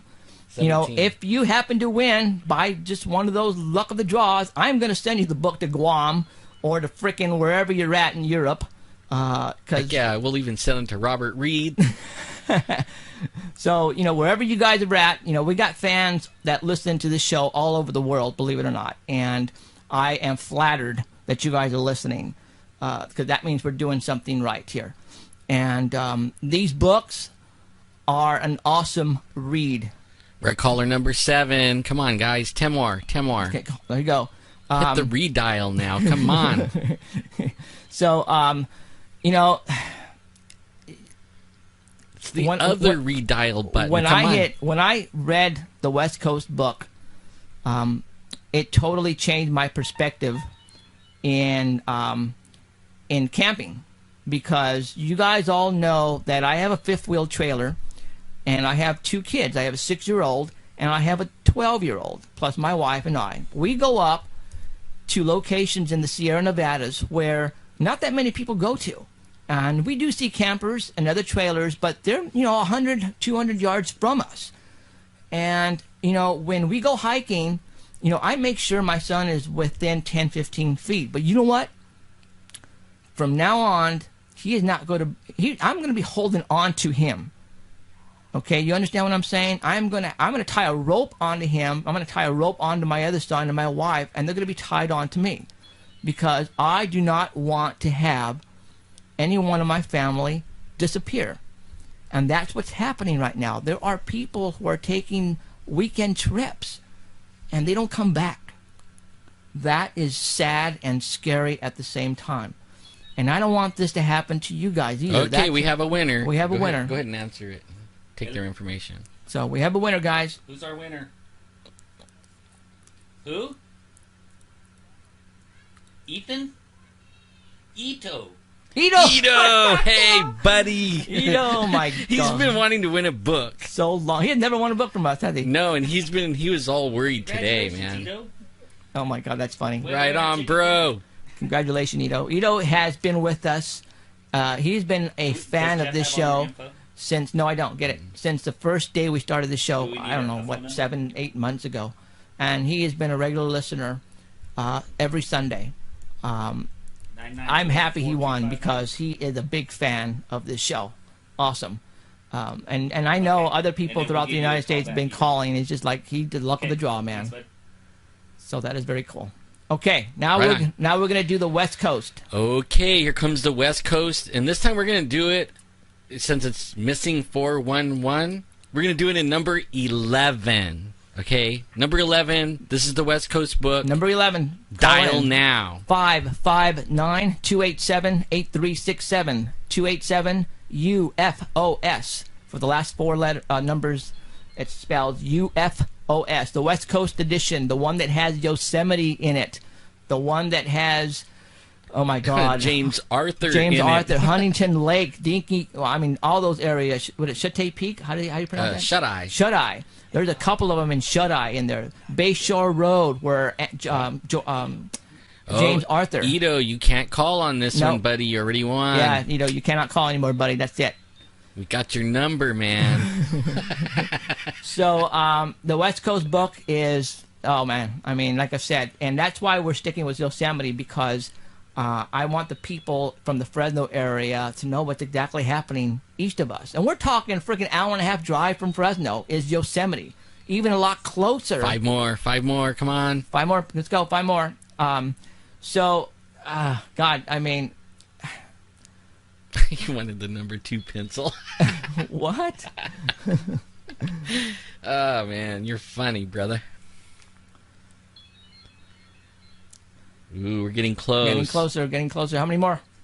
3 more callers, and you win the West Coast edition. But no number 2 pencil.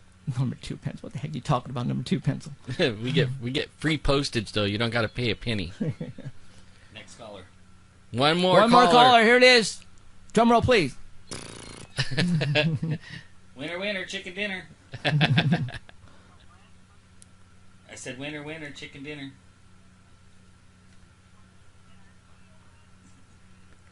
Ooh, Kelly wins. Okay, we got your info. Wow, very cool. Kelly. Okay, we're going to hang up now. We know how to get a hold of you. All right, we gave away 2 books. That's awesome, you guys. I'm on Jeff's cell phone. And thank you for listening, and continue listening, because it is going to get better. Trust me. David has not, and there's still other cases that are really going to scare you really, really bad. And they're actually kind of sad. because there are some kids, 2, 3, 4-year-old kids that disappear right in front of their parents. Man, it's like it's sad. I have a 6-year-old, and I don't know what I would do if my 6-year-old boy, if he was with me and all of a sudden disappears and I never see him again. So that just, no more callers, people. That's it. That's it. No more callers. They're still calling. We gave away the last book. Yeah, and it scares me to death because I love my kid dearly, and I would hate to see even my wife, anybody that I know, go and just disappear like that. That doesn't make any sense. But now I will not. My whole attitude in camping has changed 180 degrees. Alan used to go up there by himself. Now, my wife told me that the places where these people are disappearing, her dad used to take her up there, and they would be fishing, and Cheryl, my wife, where she's probably 10 years old, 8 years old, would walk back to the site where they were camping all by herself on the trail, and all she would have on her around her neck is a freaking whistle.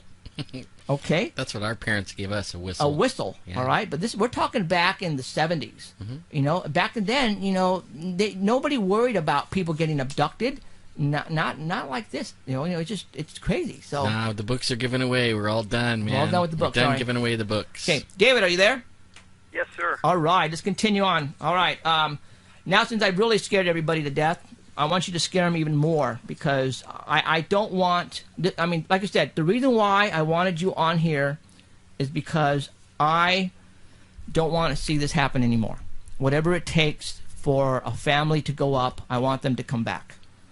And, people need to know what exactly is happening and how people are going missing. Because, like you said, in a lot of these reports, the kids are not more than 6 feet, 5 feet from them when they go missing. That's scary. That scares me to death. Now, let's continue on with the Yosemite area. Give us some more of your cases that are really, really far out there. So I know there's still going to be those fringe people out there that say, oh, this is just a normal disappearance and things like this just happened. And so I'll put this in the words of the national park people, is that in 1943, a man named Emerson Holt was with a group of friends, and they were walking up at the far east end of the park, walking up along the Merced River, and that year was a really dry year, and the river was no more than 2 or 3 inches deep up at that eastern end as they were walking back towards the lake. And as they're walking, Emerson had some leg disabilities, and he had a lot of pain that day. And he told his friends, hey, you just take your time. I'm just going to enjoy the beauty of the park. And he sat down next to the Merced River and that trickle of water. And he said, hey, if you take an hour, don't worry. I'm just going to be right here when you come back. So friends only took, say, 25, 30 minutes. They come back, and Emerson wasn't there. And he didn't have the keys to the car. Other people did. And he had no way of leaving.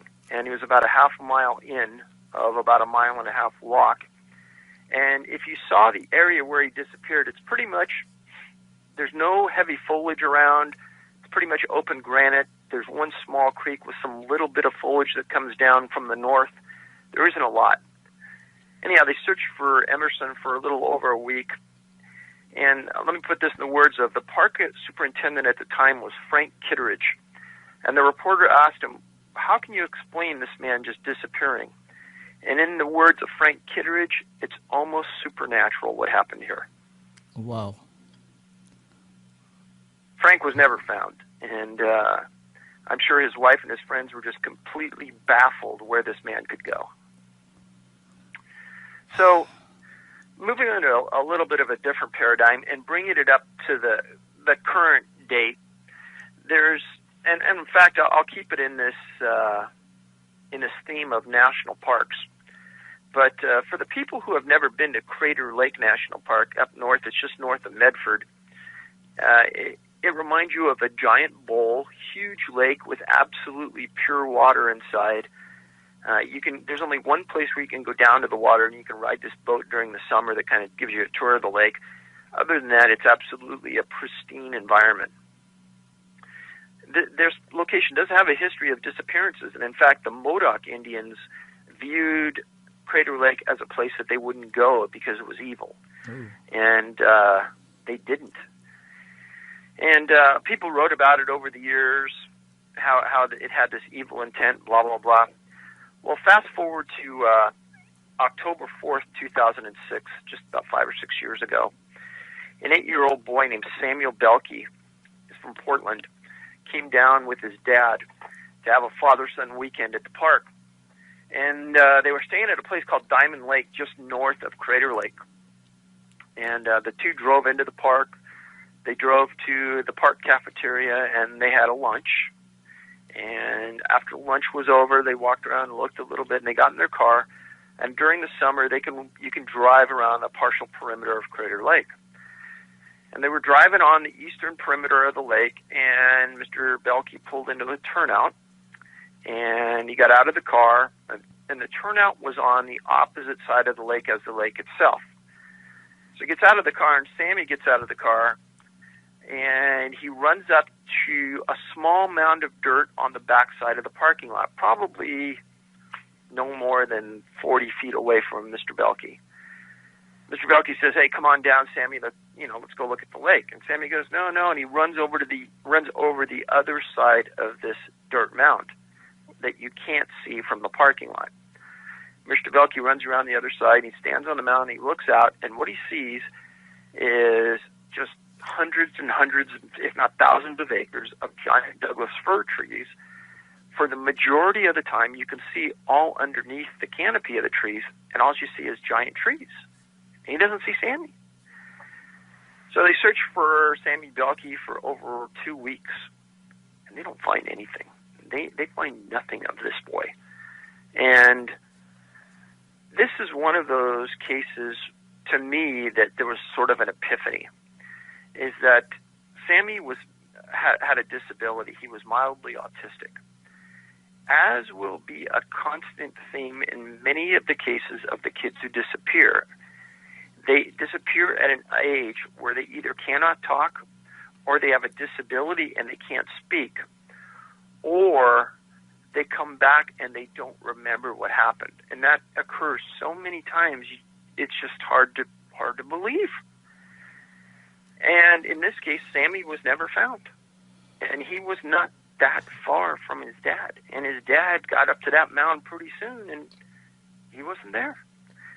And you would think, well, it happens every once in a while, but how often does that really happen? Well, in the 1960s, it happened 2 times in 2 different parks under highly suspicious circumstances that I believe. One occurred in Yellowstone National Park, and one occurred in Great Smoky Mountains National Park. And I spent a great deal of time going out to Great Smoky Mountains National Park and researching this event.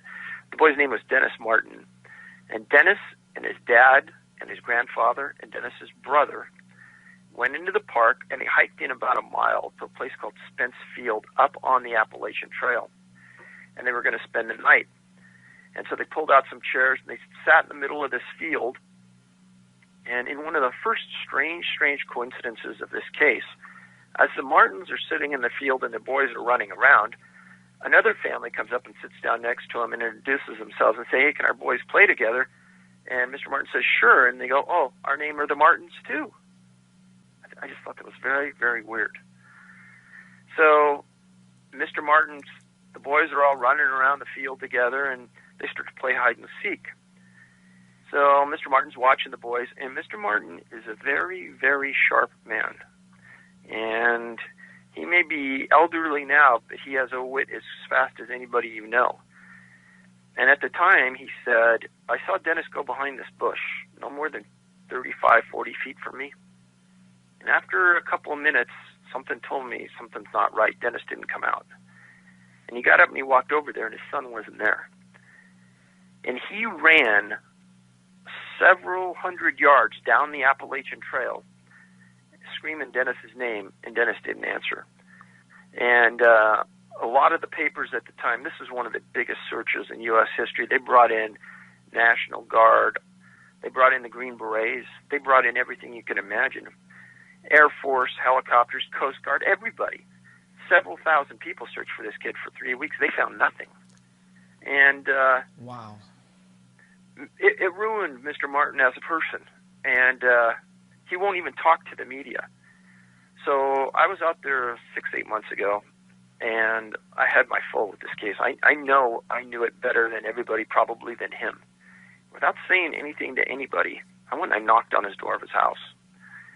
And he came out. He looked elderly, but he looked the same. And I told him who I was, and I said, can I just have 5 or 10 minutes of your time and just answer a few questions? And he said, Dave, I made my wife a promise I wouldn't talk to the media anymore about this. It's ruined us as a family. It's haunted us for a lifetime. And I hope you can understand that. And I said, hey, I came all the way from California. I just have a few questions, and I'll leave. But please, just a minute or two. He stepped out onto his porch, closed the door, and he gave me about 15 minutes of his time. And I asked him a series of questions. Namely, at the time, just before his son disappeared, if anything was unusual about that scene, did he feel odd, sounds, smells, anything? He said nothing.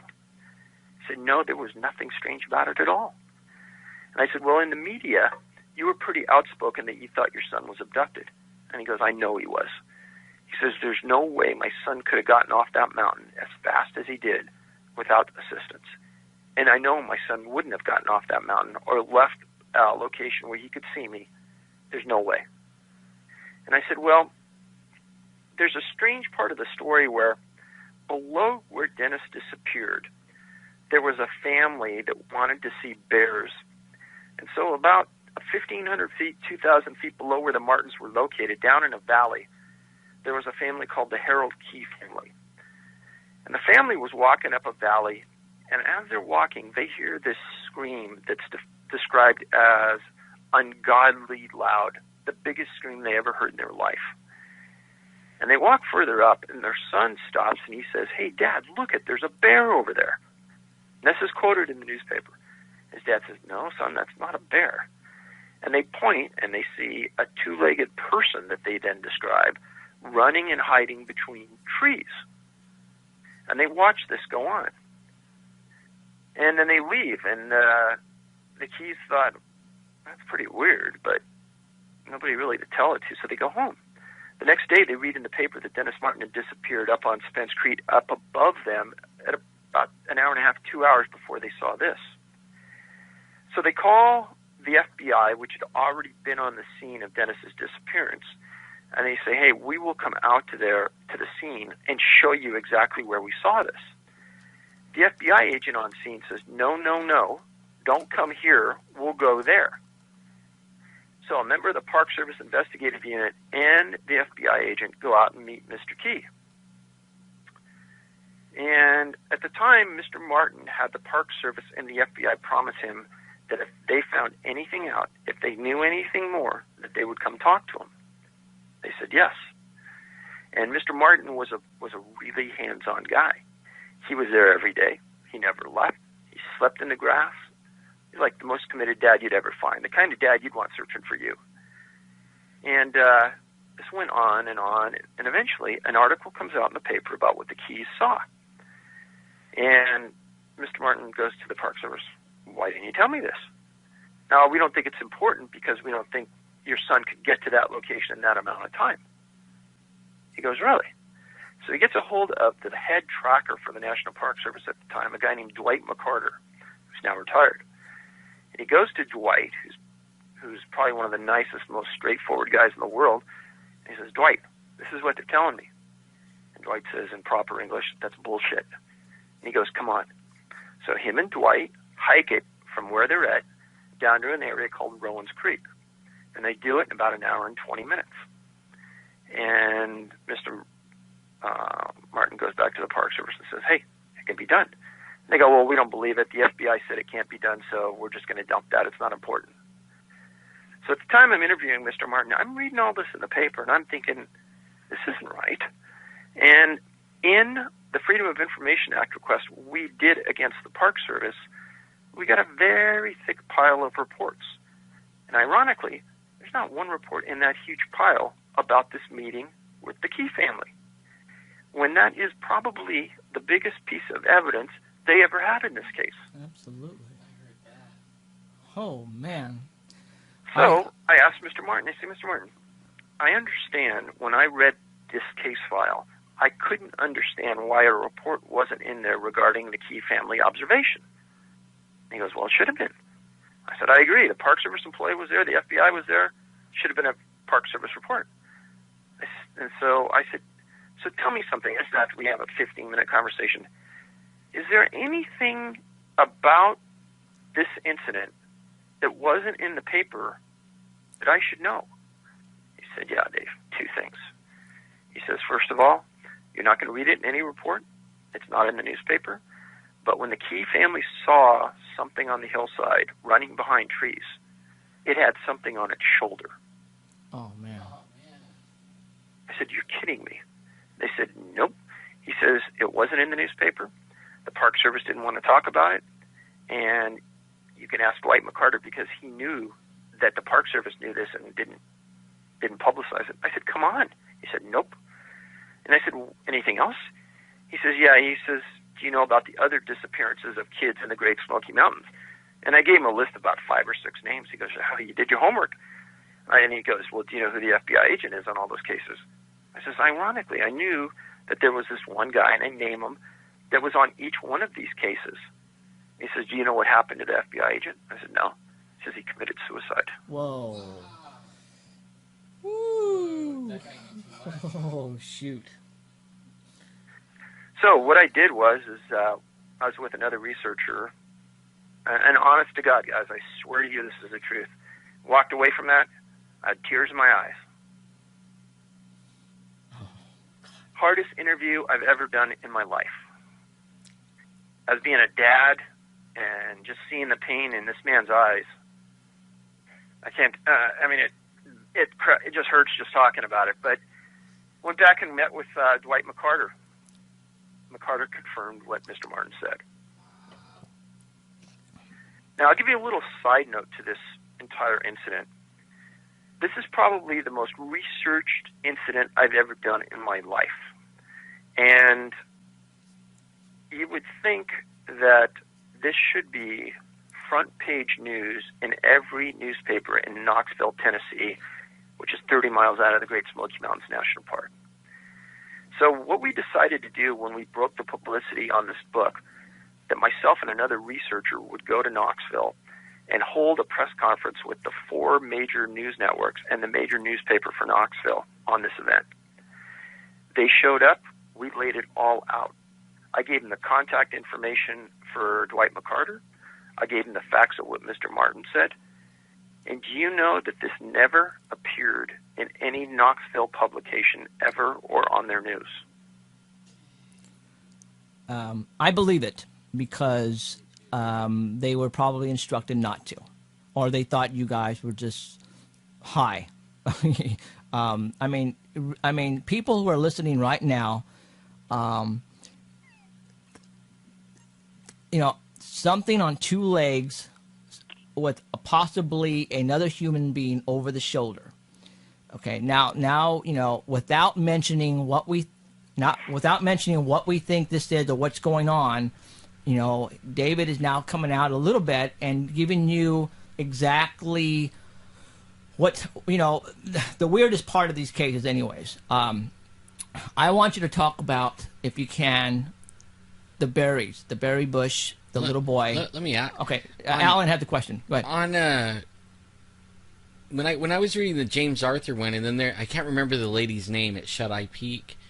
That is only like a couple miles from where I saw a Sasquatch, and that was the first thing I thought of on a lot of these sightings by the people going uphill, the clothes, the way they were removed. How far outside the search area they were in boulder fields. I mean, it was exactly where I saw Sasquatch, the higher ground in the boulder field. I mean, okay.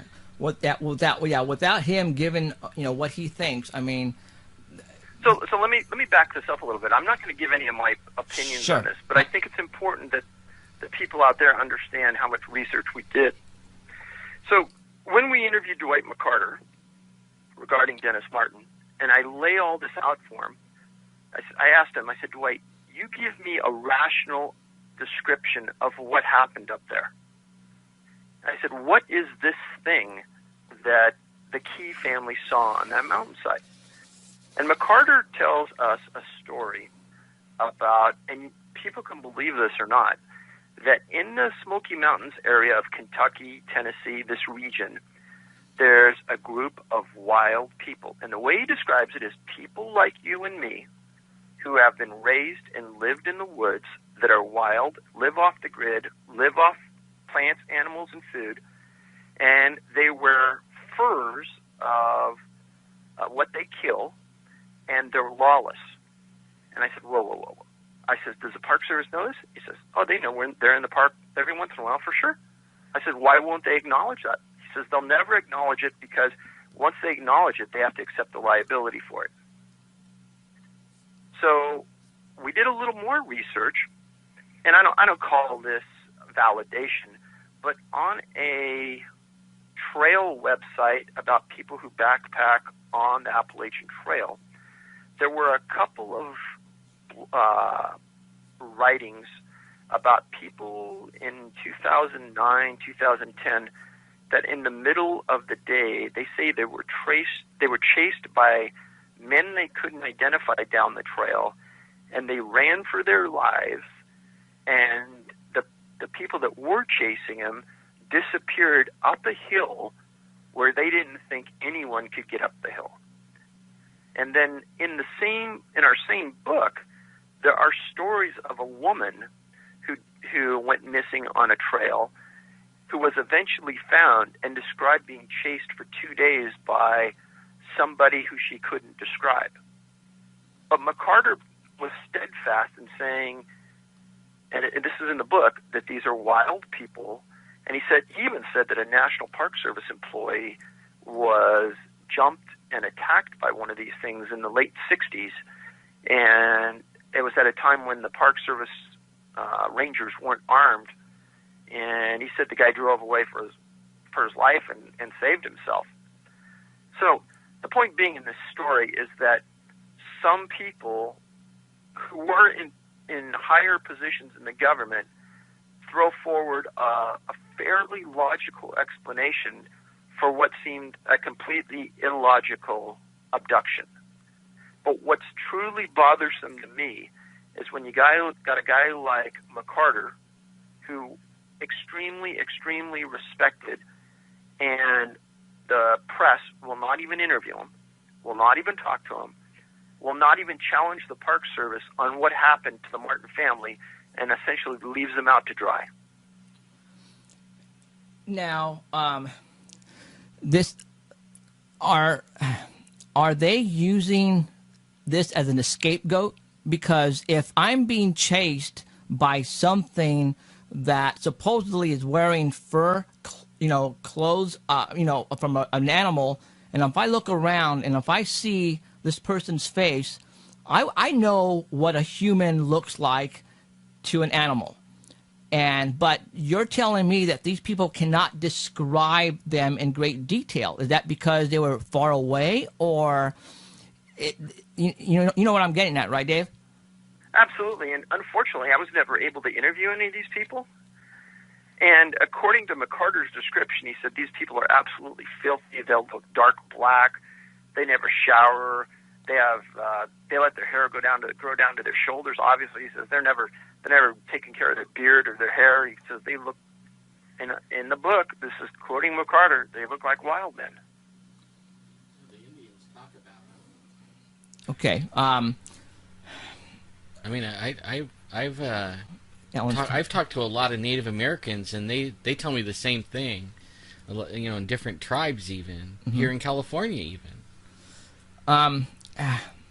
Now, David, how can a wild man, let's say per se, that's 5'6", maybe 5'8", throw another human being over their shoulders and walk off with him or her? How can a wild man being that a little boy or a 15-year-old boy or girl is not more than 20 feet from their family, and then all of a sudden they turn around and their son or daughter is now gone. How can a wild man simply grab that person and snatch them and pretty much are gone without their parents witnessing anything? I cannot imagine a wild man, as they're trying to put it, do these things. It doesn't make sense. It doesn't compute to me. I think you're singing to the choir there. I mean, it's you're trying to apply logic to an illogical description. I mean, that doesn't make any sense. Yes.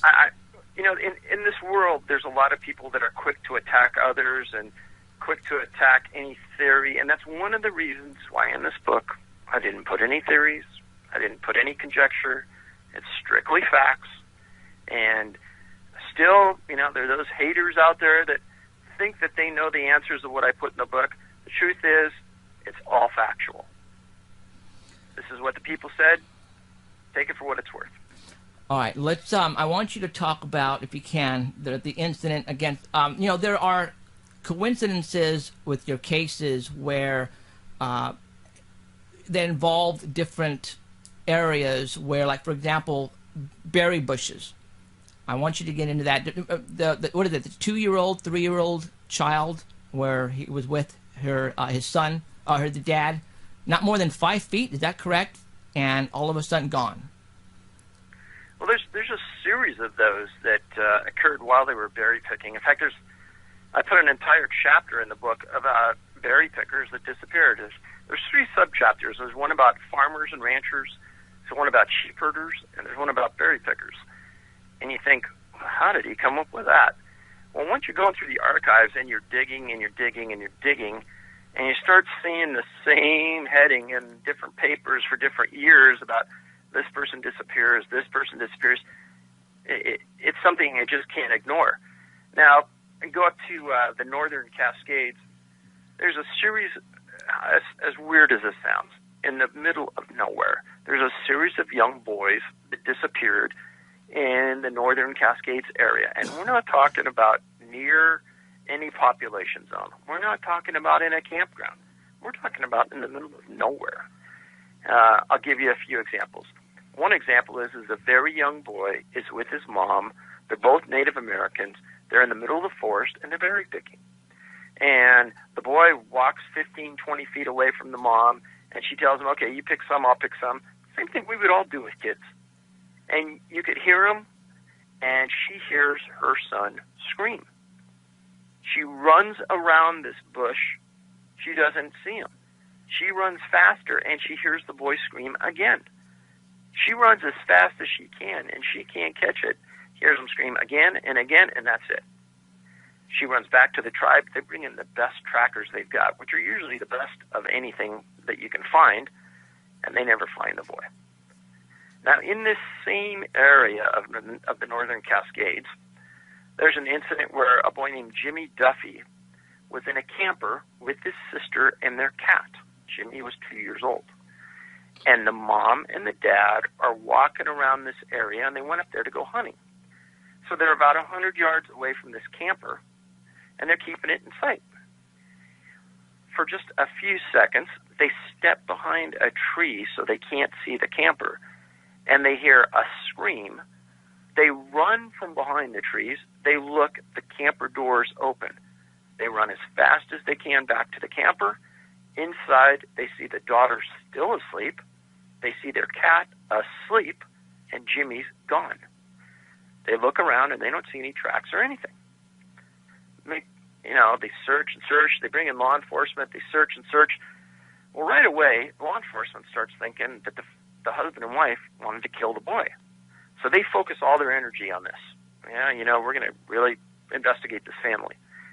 Eventually, after 2 or 3 weeks, this family's so upset, they bring him down to Seattle PD, and they put him on polygraphs. And sure enough, the husband and the wife completely pass. They had nothing to do with the boy's disappearance. Meantime, they've wasted all this energy focusing on the parents. This kid's gone, and he's never found. And there's a series of more disappearances like this involving young boys. A boy, his brother, his mom, and his sister walk up to some falls in an area near Long Lake in the Cascades. They're on this real rugged dirt road. It's more of a trail. And this boy isn't wearing shoes. He's 6 years old. So the other 3 members of the family walk 15 feet inside of this little covered area to look at this waterfall, out of sight from their son. They come out no more than 5 minutes later, the boy's gone. They said, wait a minute, there's no place for this kid to go. They're looking around, he's in bare feet, he can't go anywhere. Huge search. The man is in the military, they bring in resources, they search everywhere you can imagine. The boy's never found. And I could tell you story after story like this in close proximity to parents. Sometimes there are berries involved. If they find the kid, there's no clothing. During or right before the search starts, bad weather hits the area that causes a problem with the search. People can say, well, this is just very unusual. Yeah, it's very unusual, except that you start to look at the maps of the U.S., and there are these certain clusters of disappearances. Northern Cascades, it's young boys. Around Crater Lake, I didn't go into the whole story around Crater Lake, it's young boys again, coupled with some other men. So there is consistency to these certain locations. And somebody saw that there was something real in this. I don't know who it was. And I got a call from the National Association of Search and Rescue. And they said, Dave, we have our conference in July up at Lake Tahoe. We want you to be one of the presenters. I couldn't believe it.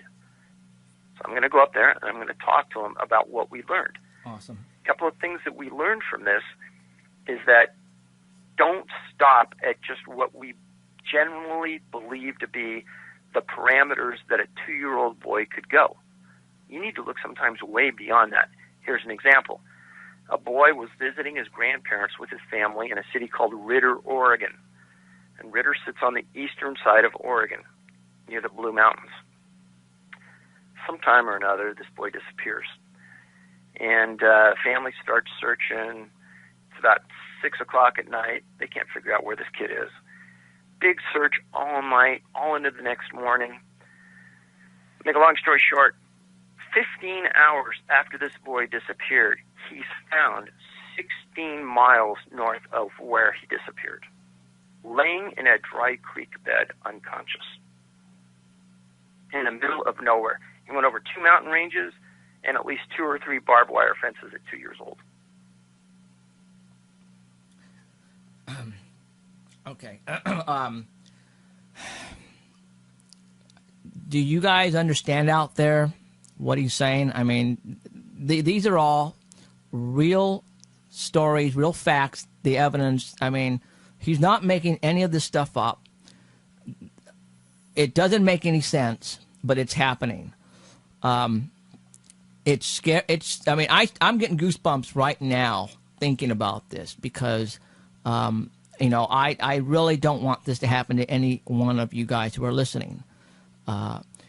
David, there is another case that you had. I don't remember where. Again, I keep going towards this, but the little boy and or the little girl picking berries with the father, and them finding the child, something about the dog man.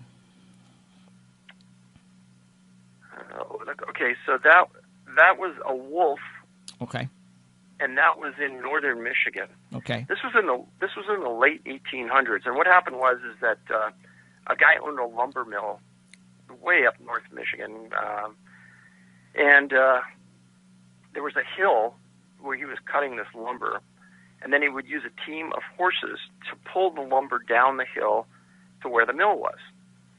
And his little daughter, that was 3 years old, would run up to the back of the hill to where her dad was, jump on his carriage, and then make the ride down, watch him do his work, run back up as he took the horses up the other way, and this would go on all day. And by fluke, this girl disappears. And he and his wife, which are in this really remote area, search, and they can't find her. real late that night, on a pure fluke, 2 hunters come into their camp, and they employ their services. They say, "Oh my God, we're glad you're here because our daughter disappeared." And these 2 guys say, "Well, we'll help." So the next day, they search all day. They're yelling her name. And this is another point in the search. When a small boy disappears and you're yelling his name, kid's going to respond if he can hear you, and if he's close, obviously. And a lot of times I think we forget that one of the things we're going to do whenever our child disappears, we're going to be screaming for him. And it's only natural that our child's going to respond back to our voice. Well, in all these cases, that never happens. So this girl disappears very late the following day. They're a couple miles away, and they're near a river, and they're in a heavy swamp area. And they're moving out, and they call, and they think they hear something of the girl's muffled voice in the middle of this swampy area.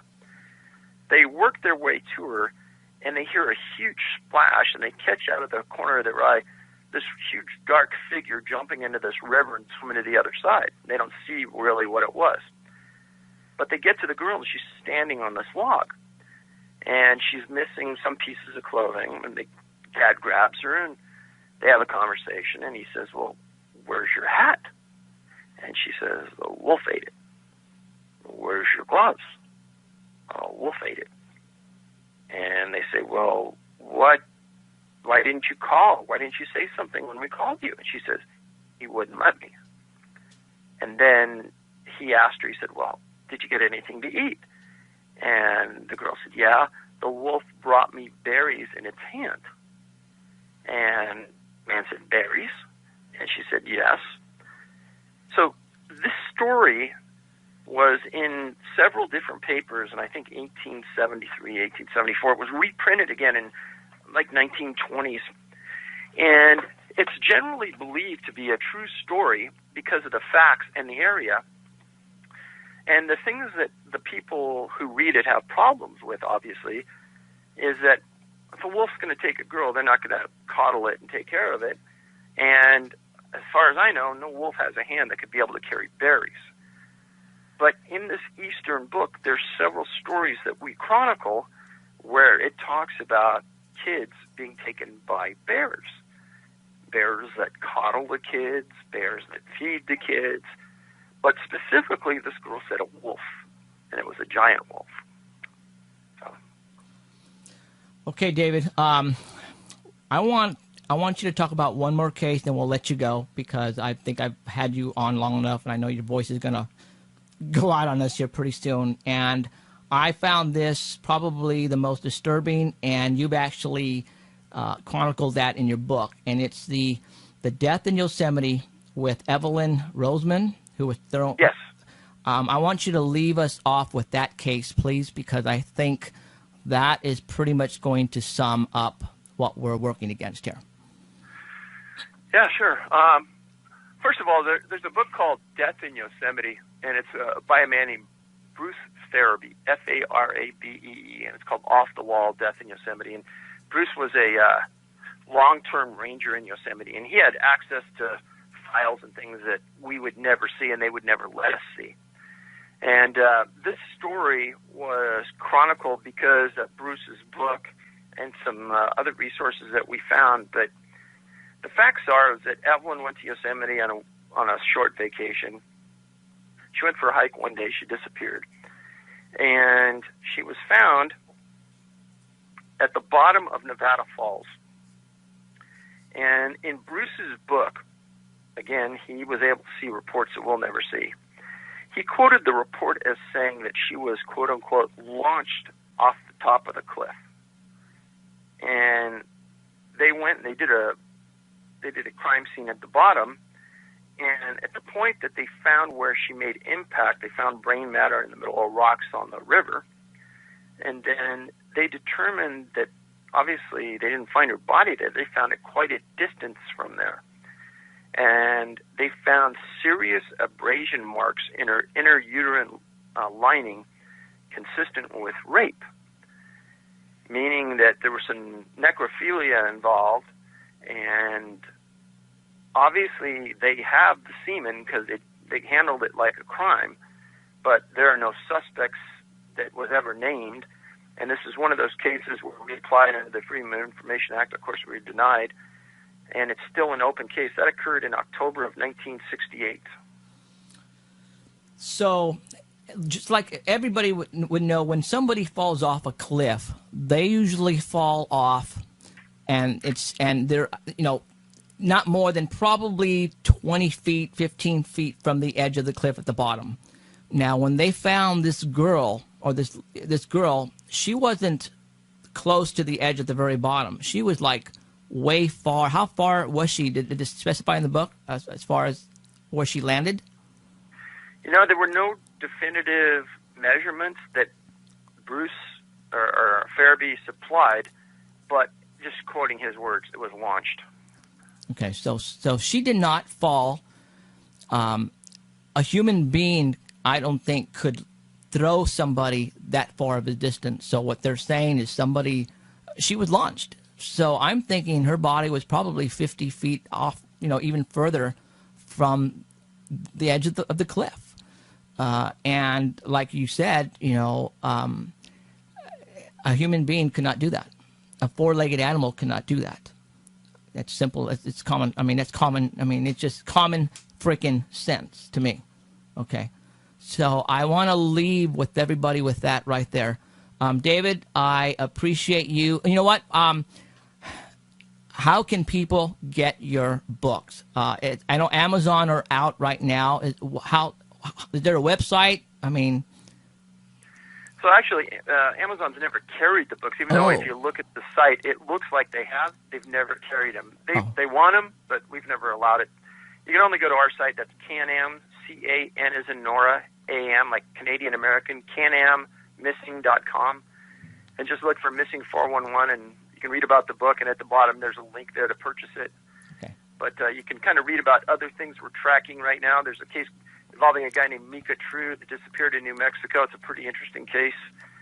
And we try to stay on top of things. But you know what? Thanks a lot for being on your show. Oh, man, I appreciate it. Now, we are going to go, now since we know James Arthur disappeared at where Alan goes frequently, we're going to head up there and do some investigating. So if you want to go, Alan knows these places like the back of his hand. This is where he grew up. If you want to come down with anybody, your investigators that want to go up there, give me a call, and we'll set up a weekend trip, and we'll take you to these places because you know what? There's definitely something going on, and I would love to have you on board. I appreciate it, Jeff. Okay, David. Have a good night, and I appreciate you coming on. Thank you. David, nice meeting you, man.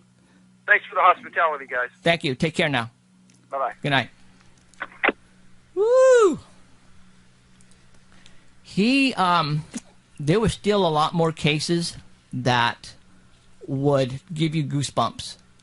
That when I heard on other, shows that he has been on, that would just tear you up, as far as kids going missing. He, again, in this book, does not give any theories on how these people went missing. But he gives you the facts, the evidence, and everything occurring. Hold on here. Just got a UFO report. It just came in a little bit ago at, what was it, Herndon and... It was 99 and Olive. 99 and Olive. It's been on the chat. Maybe right before we go off, we can call him and he can describe it. Okay, most definitely. So, my whole attitude in camping has changed 180 degrees. And this is why. People's kids are missing right in front of their parents. And you have heard how and where, but as far as what is going to be up to you to make that judgment. You have been given some of these cases with a lot of the evidence, and to me, common sense is telling me it's not a four-legged animal and it's not a human being. When these people go missing, especially children, in a matter of freaking seconds, they're gone. I mean, you've heard their parents running after them and their child screaming for dear life. And, if that was me, I would be just running like you would never believe, like I've never run before. but they're gone in a heartbeat. Again, you heard that what appeared to be somebody walking with dark hair and something over the shoulders. Okay, that to me right there says it all. Okay, I don't have to tell you what it is, and he doesn't have to tell you what it is, but when you read this book, he's pretty much telling you what it is without giving the name of what we think it is. Now, supernatural, paranormal, you can take it however way you want, but this is happening, and the forestry department is keeping it hush-hush, because if word got out that this was happening and how it's happening, and it would just ruin the national parks as we know it today. So,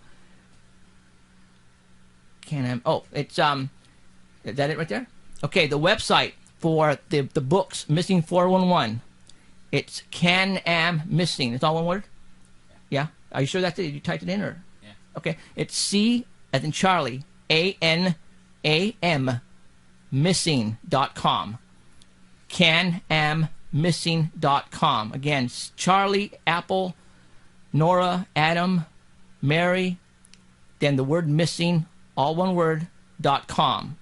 Can-Am-Missing.com. I'll put it on my Facebook wall after we get off tonight. And I got a link on chat already. We got a link on chat, Yeah. and we're going to put more links on the Facebook wall, because there are still there are still so many other cases in these books that unbelievable. And again, I am a family man. Alan is a family man, and so is Jimmy. We do not want you to go up and not come back down without your children, because I don't know what I would do if that ever happened. Okay, so you need to keep your kids and your wife and your family close by. I'm not saying you cannot go camping anymore, go hiking, but you need to have a system now to keep your people. I mean, I went and pulled up. I had people call me text me on my Facebook message about recent missing people in Yosemite. More of them just recently. We're talking 2011. We're talking a lost hunter, Robert Willis of Dinky Creek. Okay, this is 11/23/08, and he didn't have this in his book, because I remember him saying he could have wrote a whole freaking book on Yosemite alone with all the cases that he has. Okay, a lost hunter, Robert Willis, went out hunting like he's done every year by himself. One year he did not return.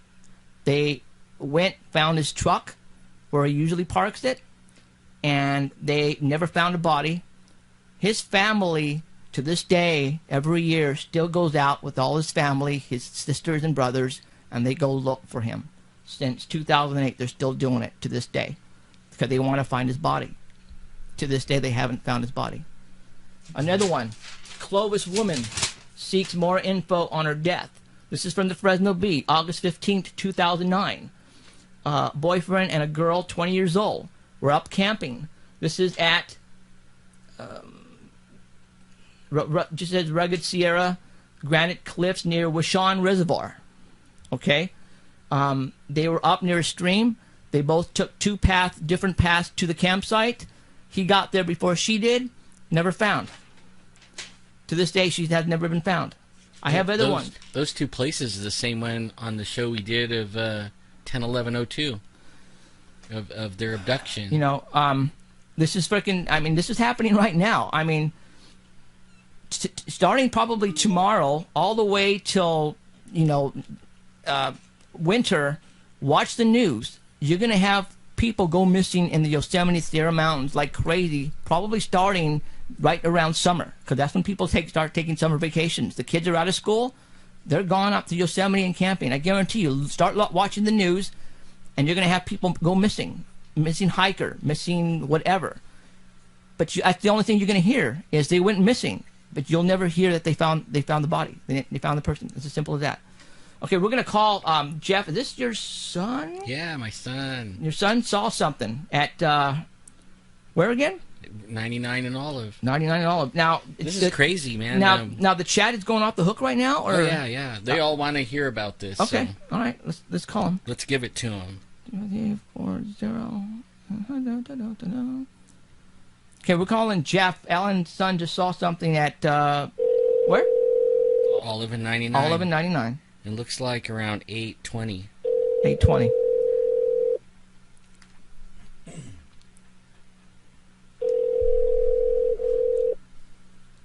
Like, is he going to answer his phone? Katrina Harrell. Record your message at the tone. Is that the right number? That isn't even the right number, is it?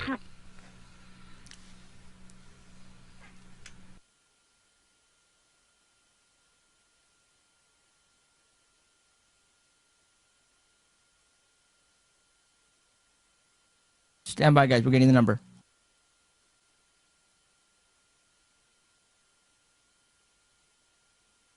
Let's try it again. Hold on. No. You want to try it on this one? No, I mean, my phone works.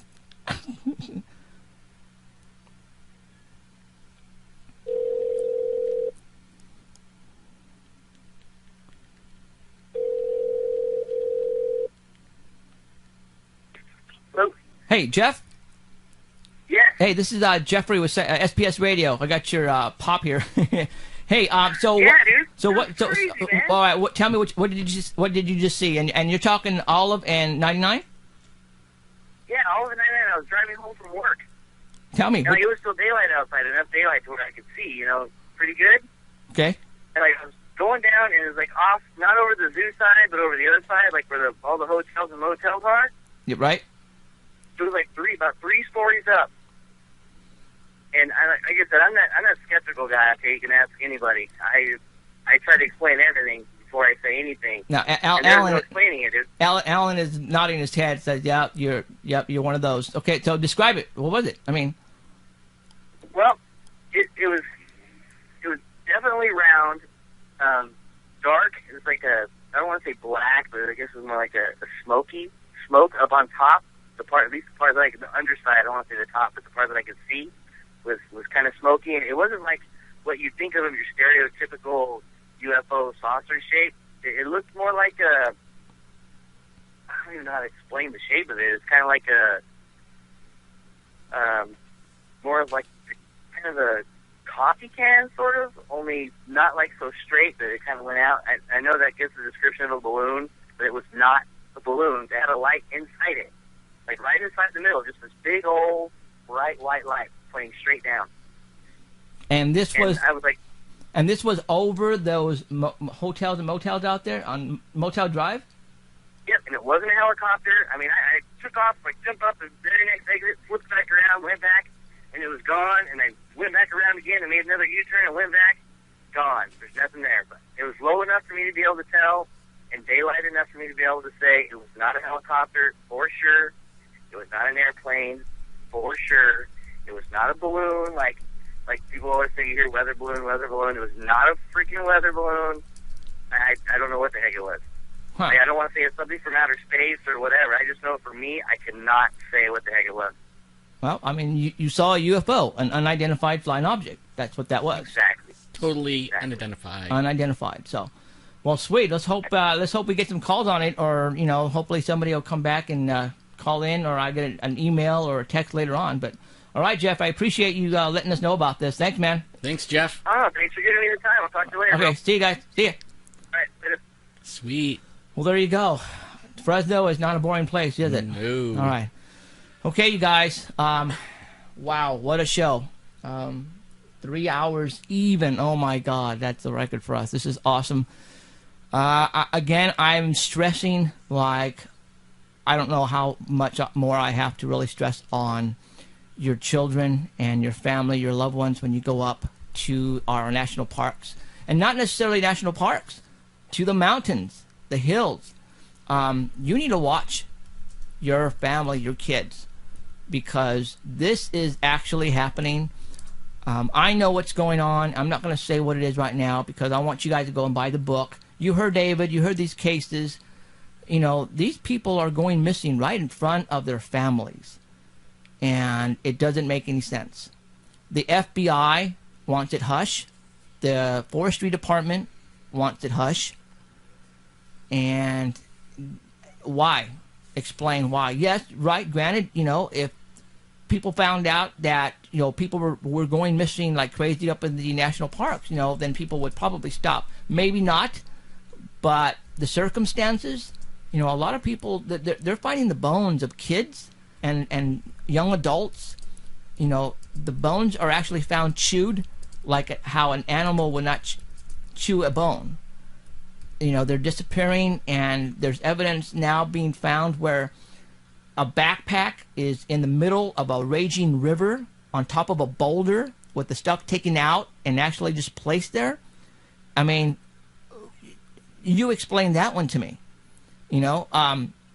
A person's jeans, pants, like if somebody actually disappeared and evaporated inside and a couple of bones were left inside with the socks at the very bottom, that is on report. Explain that one to me. You can't. Something's going on, and this is definitely in the realm of paranormal. What's up? Oh, it looked like you got disconnected for like a second right at 9 o'clock. Really? It's like something reset. Okay, well... But only everything looks good over there. Okay, well... Yeah. And it came up, it was only for a second. Okay, well, let's probably give it... In fact, we did good. We were 3 hours. We kept up with chat. And we had some serious, scary stuff. Yep. And a UFO right to top it off at the end. So, go out and buy the books, guys, because if you have... this show is archived. It is archived on livestream/SPS radio. You can go back and listen and watch this whole show. Give the website link to your family members. Tell them to go and look at this show. And people go get a 6-pack of Liquid Nitro. Liquid Nitro, yeah. Our sponsor, you need to go and support them, man. Liquid Nitro. Instead of Red Bull, instead of Monster drinks, you're going to start buying Liquid Nitro. I am. Simple as that. Because they're our sponsor, and we want to work hand in hand with each other. And I think good things are going to come out working with these guys. And I see big things within the next 2 months, people. How do I know? Well, you're going to see us on TV. Good taste. Yeah, I think it's better, to be honest. And I'm not just messing with you. I think it's better than Red Bull. Way better than Red Bull. All right, you guys, what hell of a show tonight. I thank David Paulides to coming on here. And again, the reason why I wanted to have him on here, because to me, it's all about family. Granted, there's paranormal thrown in there too, but I have kids, and you even heard it from him. He has kids, by the way it sounded like, and I don't want your kids to go missing on you. There's no way I want that to ever to happen. So you need to keep an eye on your kids. You need to tell your family members to keep an eye on their kids. And if they don't believe you, then you tell them to go and frickin' watch this show. Simple as that, okay? Yeah, and congratulations to Kelly and Ito on getting some cool books, and they're really good books. And we need everybody to look up, because there is just stuff flying over us in Fresno. And if you guys heard the commotion on Friday, it's going to keep on going, and I think from now on it's going to be nonstop. The reason why we're witnessing this is because people are looking up into the skies. It's as simple as that. So you need to do that too, okay?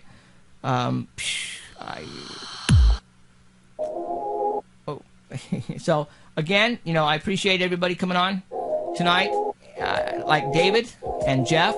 Thank Alan and Jimmy for being here tonight. I had a blast. For being here tonight. And, next week. Hold on. Woo, next week. Oh, yeah, we got to talk about next week. Next week. We have another author coming on. Aliens in the Forest. His name is Ruben Uarte with Noe Torres Co-op. SPS Radio, Jeffrey Gonzalez.